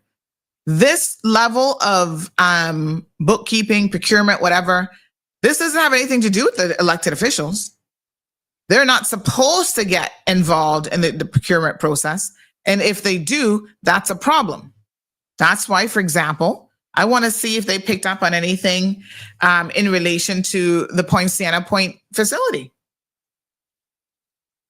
Because the word on the street is that John directly interfered with that process when he shouldn't have. And that's why we have substandard construction happening at the site. And why we cannot, to this day, get it delivered. Because, you know, he claims that he wanted to save money. They've spent probably way more than that in wastage in getting things wrong. So the elected arm of government shouldn't have anything to do with this. This is chief officers. This is the, CFOs in the various government departments who are supposed to ensure that this stuff is done. If something goes out for procurement, or if you have a project, you need legal consultancy services, whatever, and it's above a certain value, it has got to go out for procurement. That's not a minister's job. That is the job of the civil servants. So I'm sorry, France, when you talk about a world-class civil service, this report is a damning report as far as I'm concerned, and it does not speak to the fact that your civil servants are world-class when it comes to financial management of the people's money. Seriously.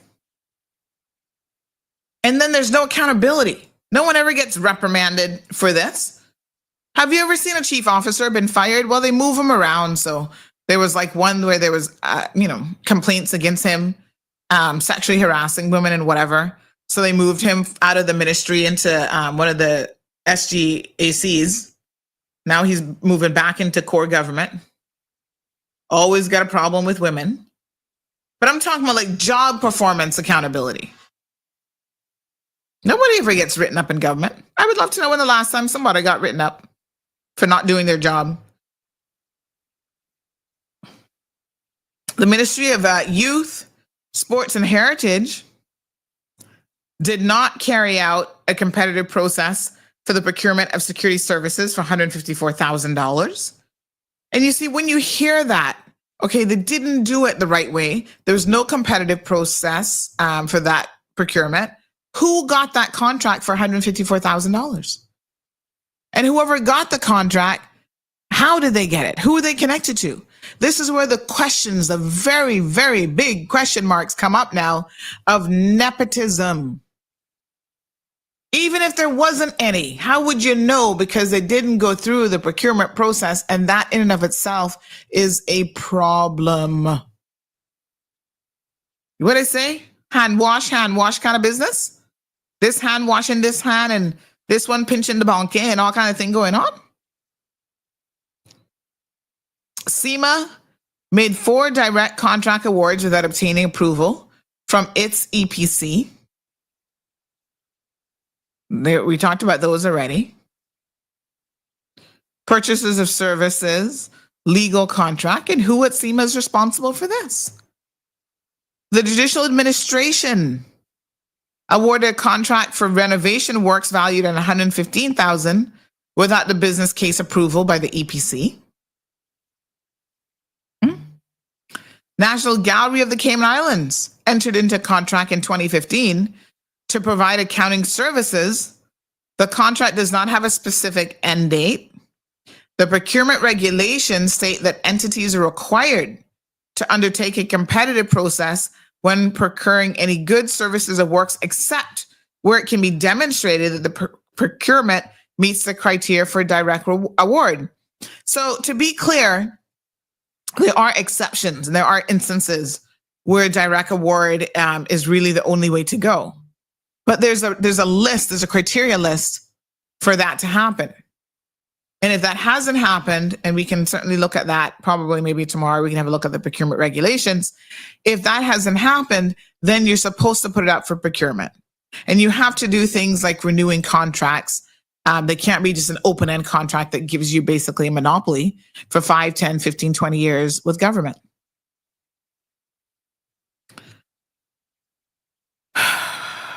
Wow. Okay. It talked about that some SAGCs are not fully complying with the Public Authorities Act. Ooh, I wonder if Port's in this one. Says that it came into force in June of 2018. Implementation delayed.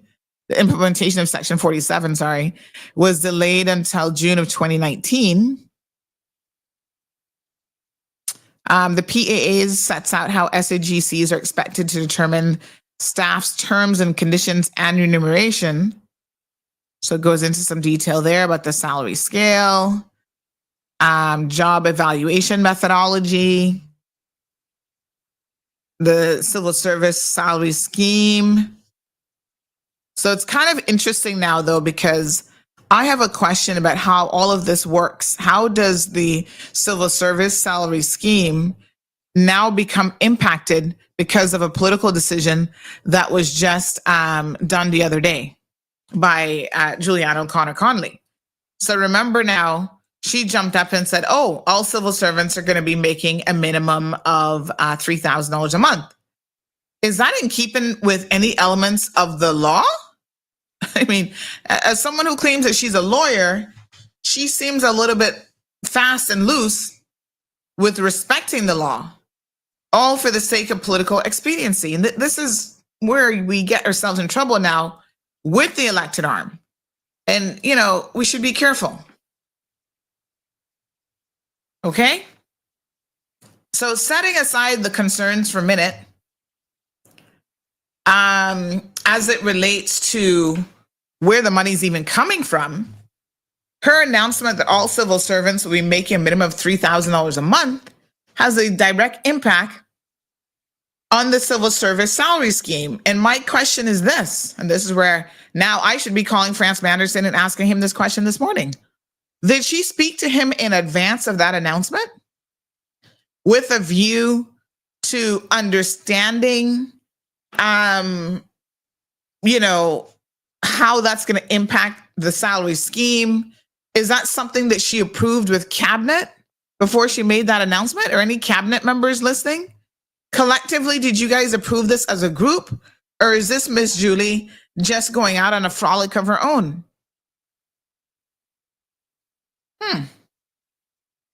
Let's make a phone call this morning. Hallelujah.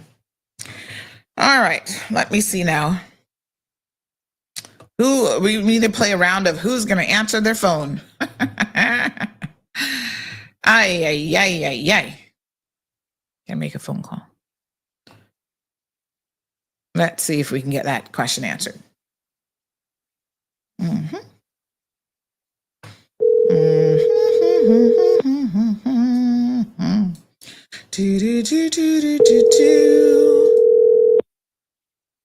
Yes, sir.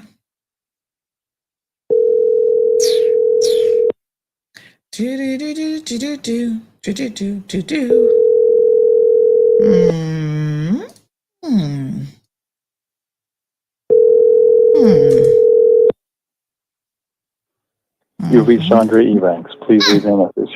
Well, that's who I wanted, but he ain't answering the phone because he's Minister of Finance, Financial Services.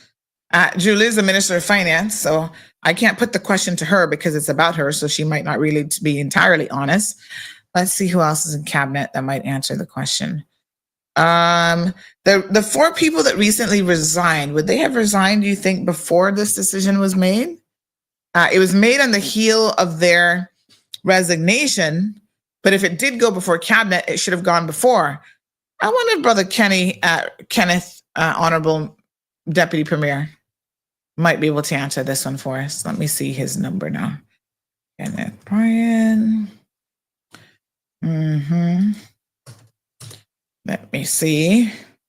Normally he's the only one that can answer the phone anyway. Let's see if he answers today.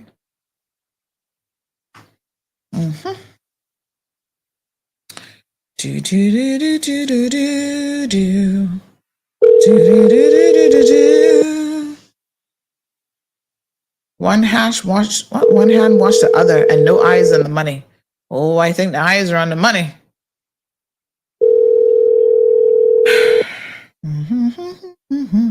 Nobody can answer me this morning yet.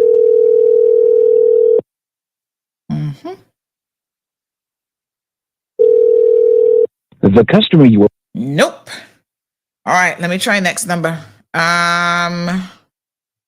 Okay. Going through all my MP lists this morning. Yikes. Let's see. Cabinet members. Answer your phone, honey gel.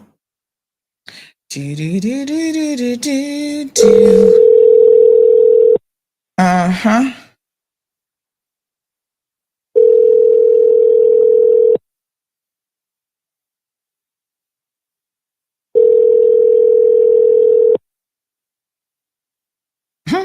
Andrew's shocked. He's like, wow, the spending and money going out. We better start preparing for hard times as we can't eat concrete buildings. The customer you are trying to... Nope. Ay, ay, ay. Caramba.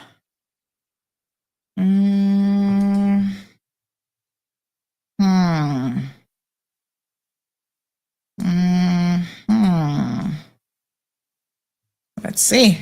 Running out of options here now.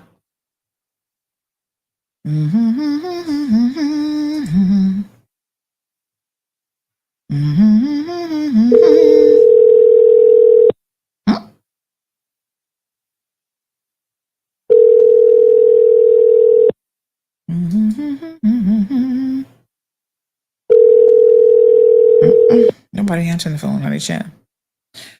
I think they got me, and whenever the CMR number shows up, do not answer this. All right, doesn't look like we're gonna get an answer today, but the question is this, it's very, very simple. This decision to increase and impact the civil service salary scheme, was this made in silo? In other words, did the Honorable Juliana O'Connor Conley make that decision on her own? Or was this a cabinet decision that had full cabinet approval? And was there any discussion with the deputy governor or anybody else in the civil service, POX, for example, and that's the portfolio of civil service, about how this was going to work? Not just where the money was going to come from, but this actually impacts the entire scale itself. And what changes then would have to be made to the scale in order to accommodate that increase? Someone has a question. That is an excellent question here.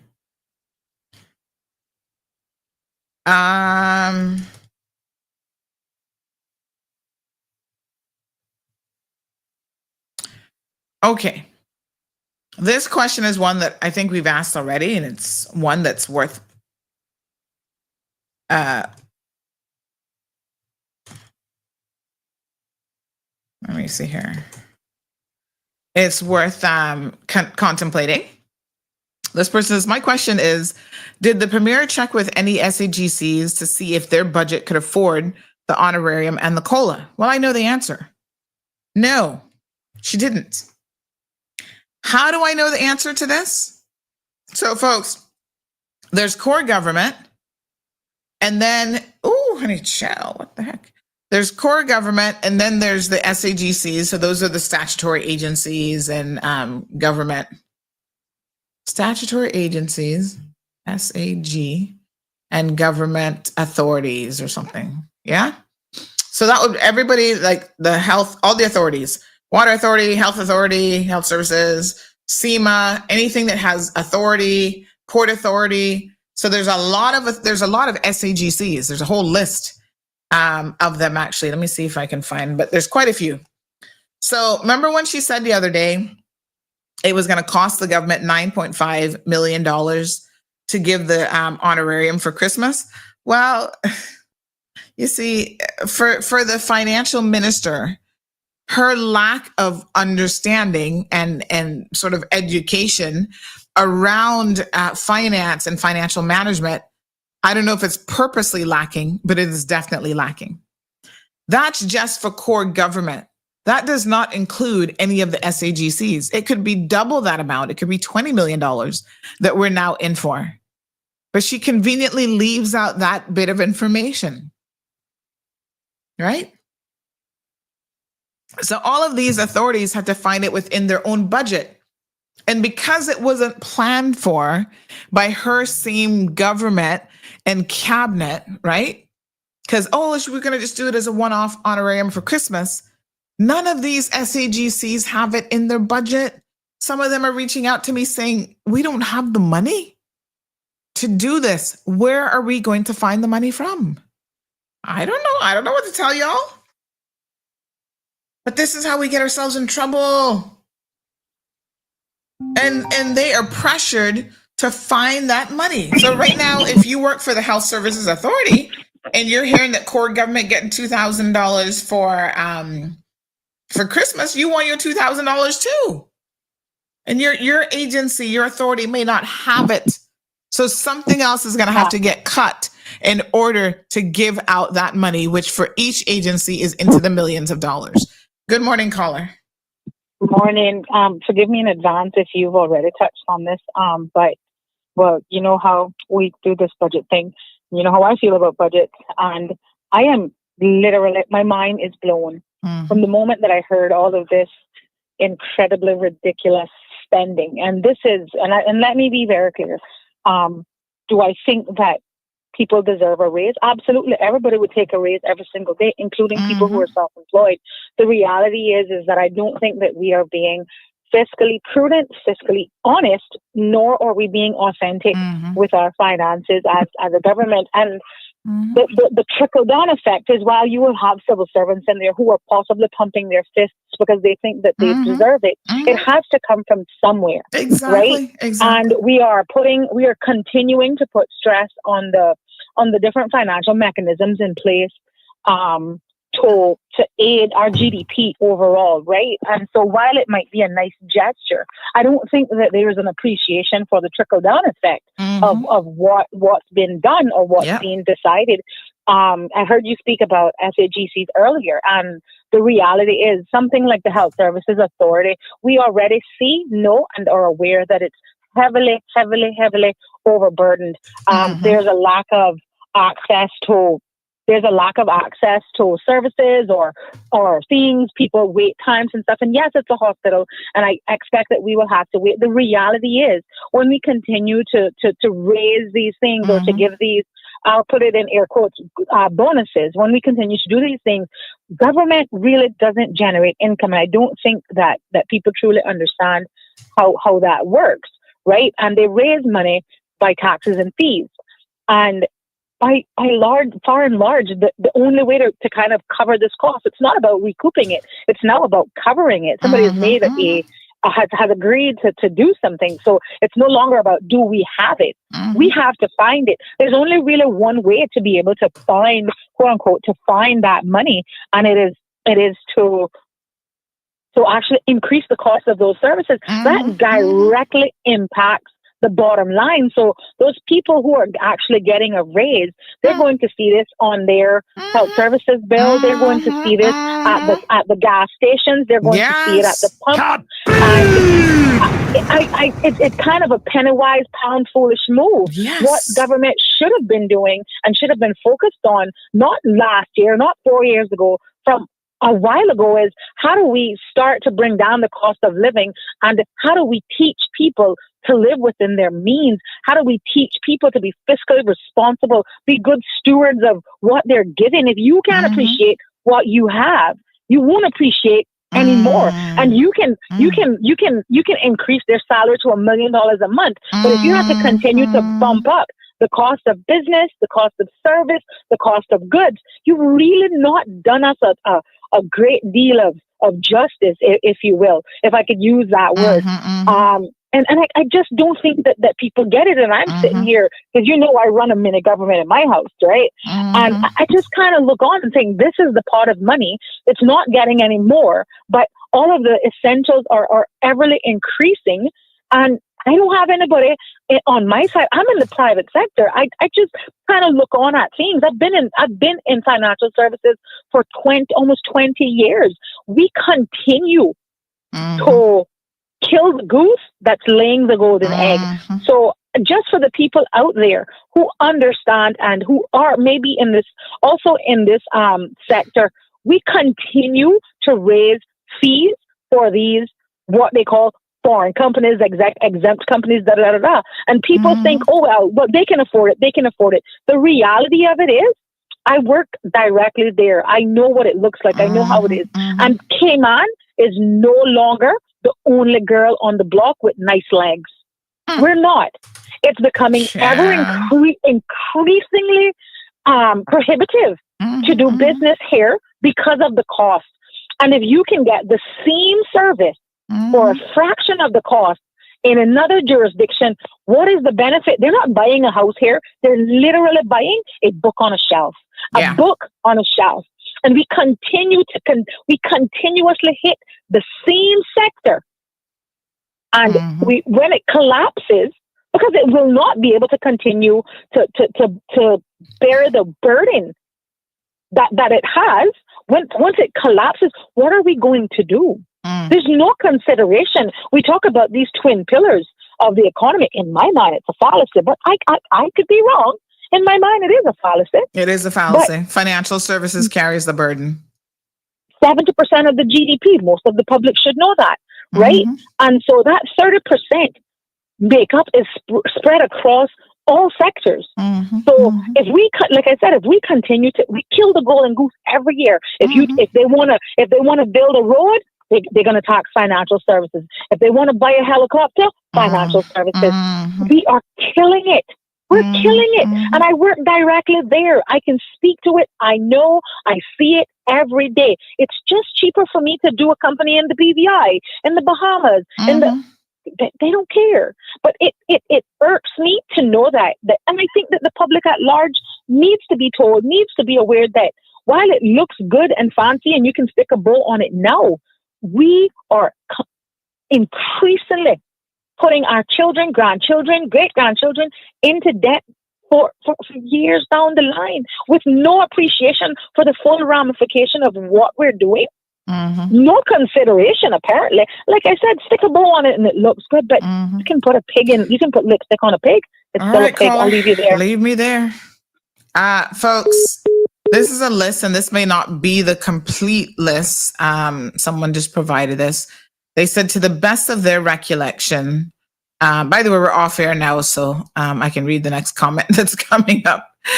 Thank you so much, radio listeners. But to the best of their recollection, we've got 18 statutory authorities and 7 government companies. They say this list may not be exhaustive, but this gives you a pretty good idea of who these people are. Cayman Airways, Cayman Islands Stock Exchange, the Turtle Farm, Kay's Foundation, Cayman Islands National Insurance Company, that's Synico, National Housing Development Trust, the people who are building the poor homes, the lower income homes, the Sister Islands Affordable Housing Corporation, the National Drug Council, National Gallery, the National Roads Authority, building our roads, Port Authority, Public Service Pension Board, Tourism Attraction Board, University College of the Cayman Islands, Utilities Regulatory and Competition Office, that's OFREG, Water Authority, the Auditor General's Office, right? Auditor Oversight, Auditor Oversight Authority, Cayman Islands Airport Authority, Cayman Islands Development Bank, Cayman Islands Monetary Authority, the Museum, Cultural Foundation, Civil Aviation, Health Services, Maritime Authority. All of these things, and like I said, this may not be the full list, but that's certainly enough for you to think about. All of them have to now find money, and they don't have it. Okay? So when she talks about $9 million, yeah, that's that. You see, you can lie by omission. Y'all know how you can lie by omission, right? This is where you say something and you leave out important details. It's not just $9.8 million that we had saved in our POX area in the central government budget. These other 18 authorities and agencies and, statutory authorities and government agencies, where are they going to get the money from? That's the part that she didn't tell you. That's the part that she left out. She's not told you the true cost across all of those entities and central government. That, folks, is when somebody is a black daggered liar. You don't say to the people, oh, it's only $9 million. I think she said 9.8 or whatever, rounded up $10 million. That's not what it's costing the people. Why would you say that? That's a lie. Because when government go look at this Auditor General report. When government puts their reports together, it includes, as this assessment does, all of the relevant agencies. So how can you not include that when you're talking about how much this is really going to cost the people of the Cayman Islands? And in addition to that, right, it's one-off honorarium. It's a salary increase that they now need to find money for as well. Yeah. And it's also the cost of living increase. 3 whammies that they have got to find money for. I'm curious if somebody could ask every one of those agencies, how much is that going to cost them that they didn't even have budgeted for, because the Honorable Juliana O'Connor Connolly, as the Minister of Finance, would not have prepared them for it. And in addition to that, she turns around when they passed their budget, already knew that the budget was going to be extremely close. This is something else the Auditor General said, which we're going to touch on tomorrow. The budget was going to be very, very close to stepping over the boundaries set by the UK's framework for fiscal responsibility. In other words, it is tight already, okay? Knowing that it's already tight, why are you coming with all of these ways to spend money you simply do not have? It shows lack of fiscal prudence. Someone who has no restraint with our money. Because when they waste it, they're going to burden us, the people, on how to find it. Heard what that caller said about financial services? So when the budget was approved last year, there was an agreement that there'd be fee increases across the board. There's only so many ways that they can increase fees on people, right? All of these agencies are going to have to look at, where's the money coming from? How are we going to make more money to pay for this stuff? And if you don't think that that has an immediate trickle-down effect on your life, you're kidding. You have no clue. A government that refuses to be fiscally irresponsible is the worst kind of government that you can possibly have. It jeopardizes the livelihood of every single Caymanian in this country and future generations to come by laden us with debt. That's what it's doing. And I need Caymanians to wake up.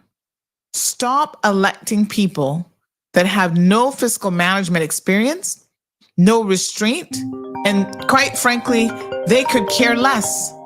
They're playing around with it like it's their personal money that they have zero accountability for, and that's not how this works. Good morning, caller. Unfortunately, Sandra, this is the way this works here in Cayman. That's the way it works in Cayman, Sandra.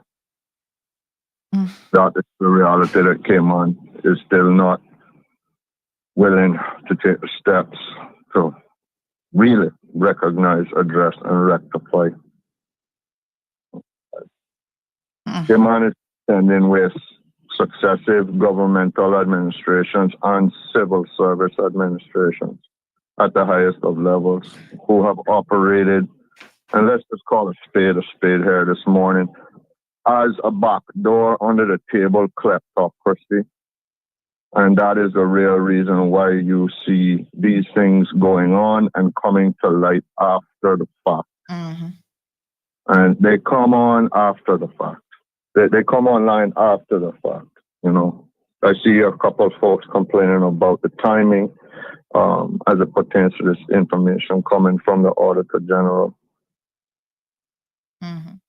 They were talking about things that have happened years and years ago. And one can be assured that what actually is going on today is 10 times worse. You know? So we don't have that accountability. We don't have the necessary checks and balances. We only have transparency in hollow rhetoric. We only have good governance and a real valid and sustainable democracy in the form of a hollow rhetoric, not only coming from JOCC, but also from Madam Governor herself. And that is the way it is happening here. And it's working for those who are enriching themselves under the table in the absolute absence of any moral or ethical compass, and who are using legal sleazyology and the functions of a system which is and has failed the Cayman Islands in our complete entirety. That's the reality. And I don't know how long it will take before people here in Cayman begin to understand the damage that has been done. You know, the lady who spoke before, Sandra, she spoke about Cayman not being the only sexy girl on the block with sexy legs. Well, you know what? She struck on something that the reality is this.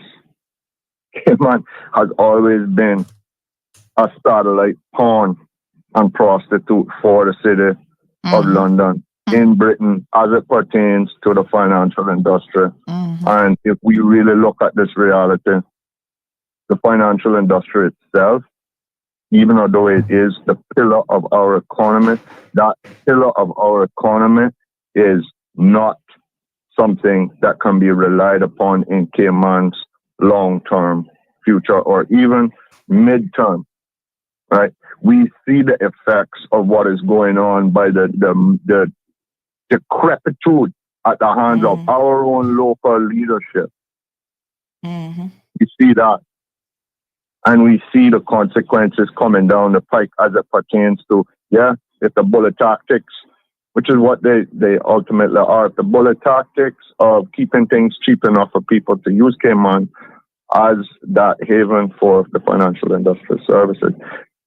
You know, Priscilla Lopez just spoke about $350 in the Bahamas, who not too many years ago was a place that everybody came from to Grand Cayman in order to set up shop again. And what Priscilla said was a $350 versus a $1,000 price tag. At some point, you're going to price at some point, you're pricing yourself out. Caller, thank you very much. I appreciate it. All right, folks, we got to wrap things up. I got to get ready for meeting this morning, but we'll continue the conversation tomorrow. That's for sure. Some very, very good points. So yes, Priscilla makes a valid point. She said, to the caller's point, the government fee for a company in the Bahamas is US $350, and Cayman has now increased to over $1,000, depending on the share capital. Andrew says the retirement community are the ones who will feel it severely. Cameron says, I can't wait to see who's going to come on CMR trying to sweet talk us this election. Well, lots of people are coming. That's your opportunity to ask questions. Good morning, Ja Rover. How you doing? Shimar and a few others saying kaboom for that last female caller. Jackie says that caller is absolutely correct and to the point. Kaboom. Amen, caller, said Susan. Cameron said this caller is cooking up.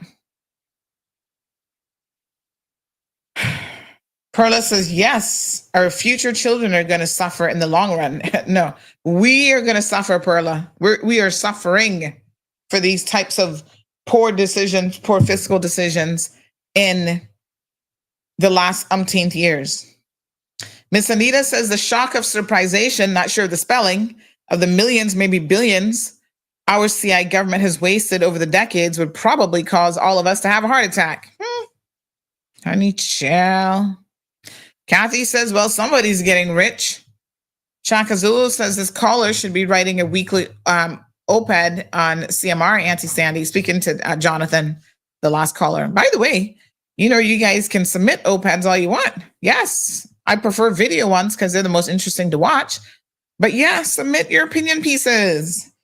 Love that. I've been trying to get that going for as long as Mall Road has been around. I'm going to do another one myself this week as well. El Rey says, under the table, backdoor kleptocracy. Sorry. Me, Google loading. He says anytime Jonathan calls in, he needs his thesaurus to load up fully. Ay. All right, folks. Civil servants, y'all need to pay attention, because I know you think these decisions are benefiting you, but you can't have a decision that appears to benefit you on the one hand, but the real cost of it is an extreme detriment to you. How many of you all are happily taking the $2,000, the honorarium, the one-off honorarium in December, if you know the true cost of that is, say, 10 times that? You're okay with that? That doesn't make good fiscal sense. Right now, I see the banks sending out their emails offering y'all money. And I say, hold on, before you get too excited, because who doesn't want a little money at Christmas? I know I got my little email saying you're pre-approved. 10 grand waiting for you, honey chow. Just take it. I'm sitting here going, you don't take it just because they're offering it. You have to ask yourself, do I need it? Keep in mind, when it comes to finances, there's a difference between a need and a want. Do I need that loan? Not do I want it? Not because I'm going to blow out my Christmas budget. Do I need it? If you do not need the money, you reply and say, thank you so much for this amazing offer.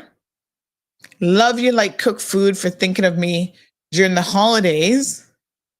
But I'm going to live within my means, even in December, and not overspend. So I simply don't need it. Because you borrow 10 grand from the bank, you do the calculations over what period of time you're paying that back with their specified interest. You're going to pay for that about 3 to 4 times.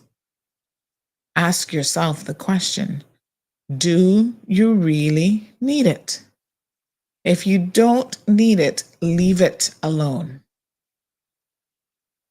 We all could do with a little bit more on the fiscal management side, folks.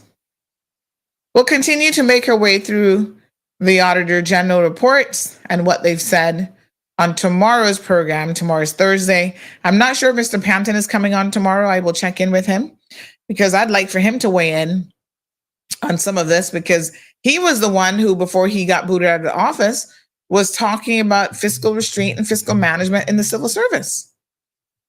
And it hasn't happened. So there you go. Oh, this is for my dental. I got to get in to see the dentist today. All right, folks. Thank you guys so much for tuning into the program, and we'll see you guys tomorrow morning. Thank you for tuning in to another episode of The Cold Hard Truth on Bobo 89.1 FM. Cayman's #1 talk show is live weekdays from 7:30 a.m. Never miss an episode again. Watch anytime on CMR's Facebook and YouTube channels for the latest show episodes. Don't forget to follow us online on our social media channels. And visit CaymanMarlRoad.com for all the latest news and community happenings.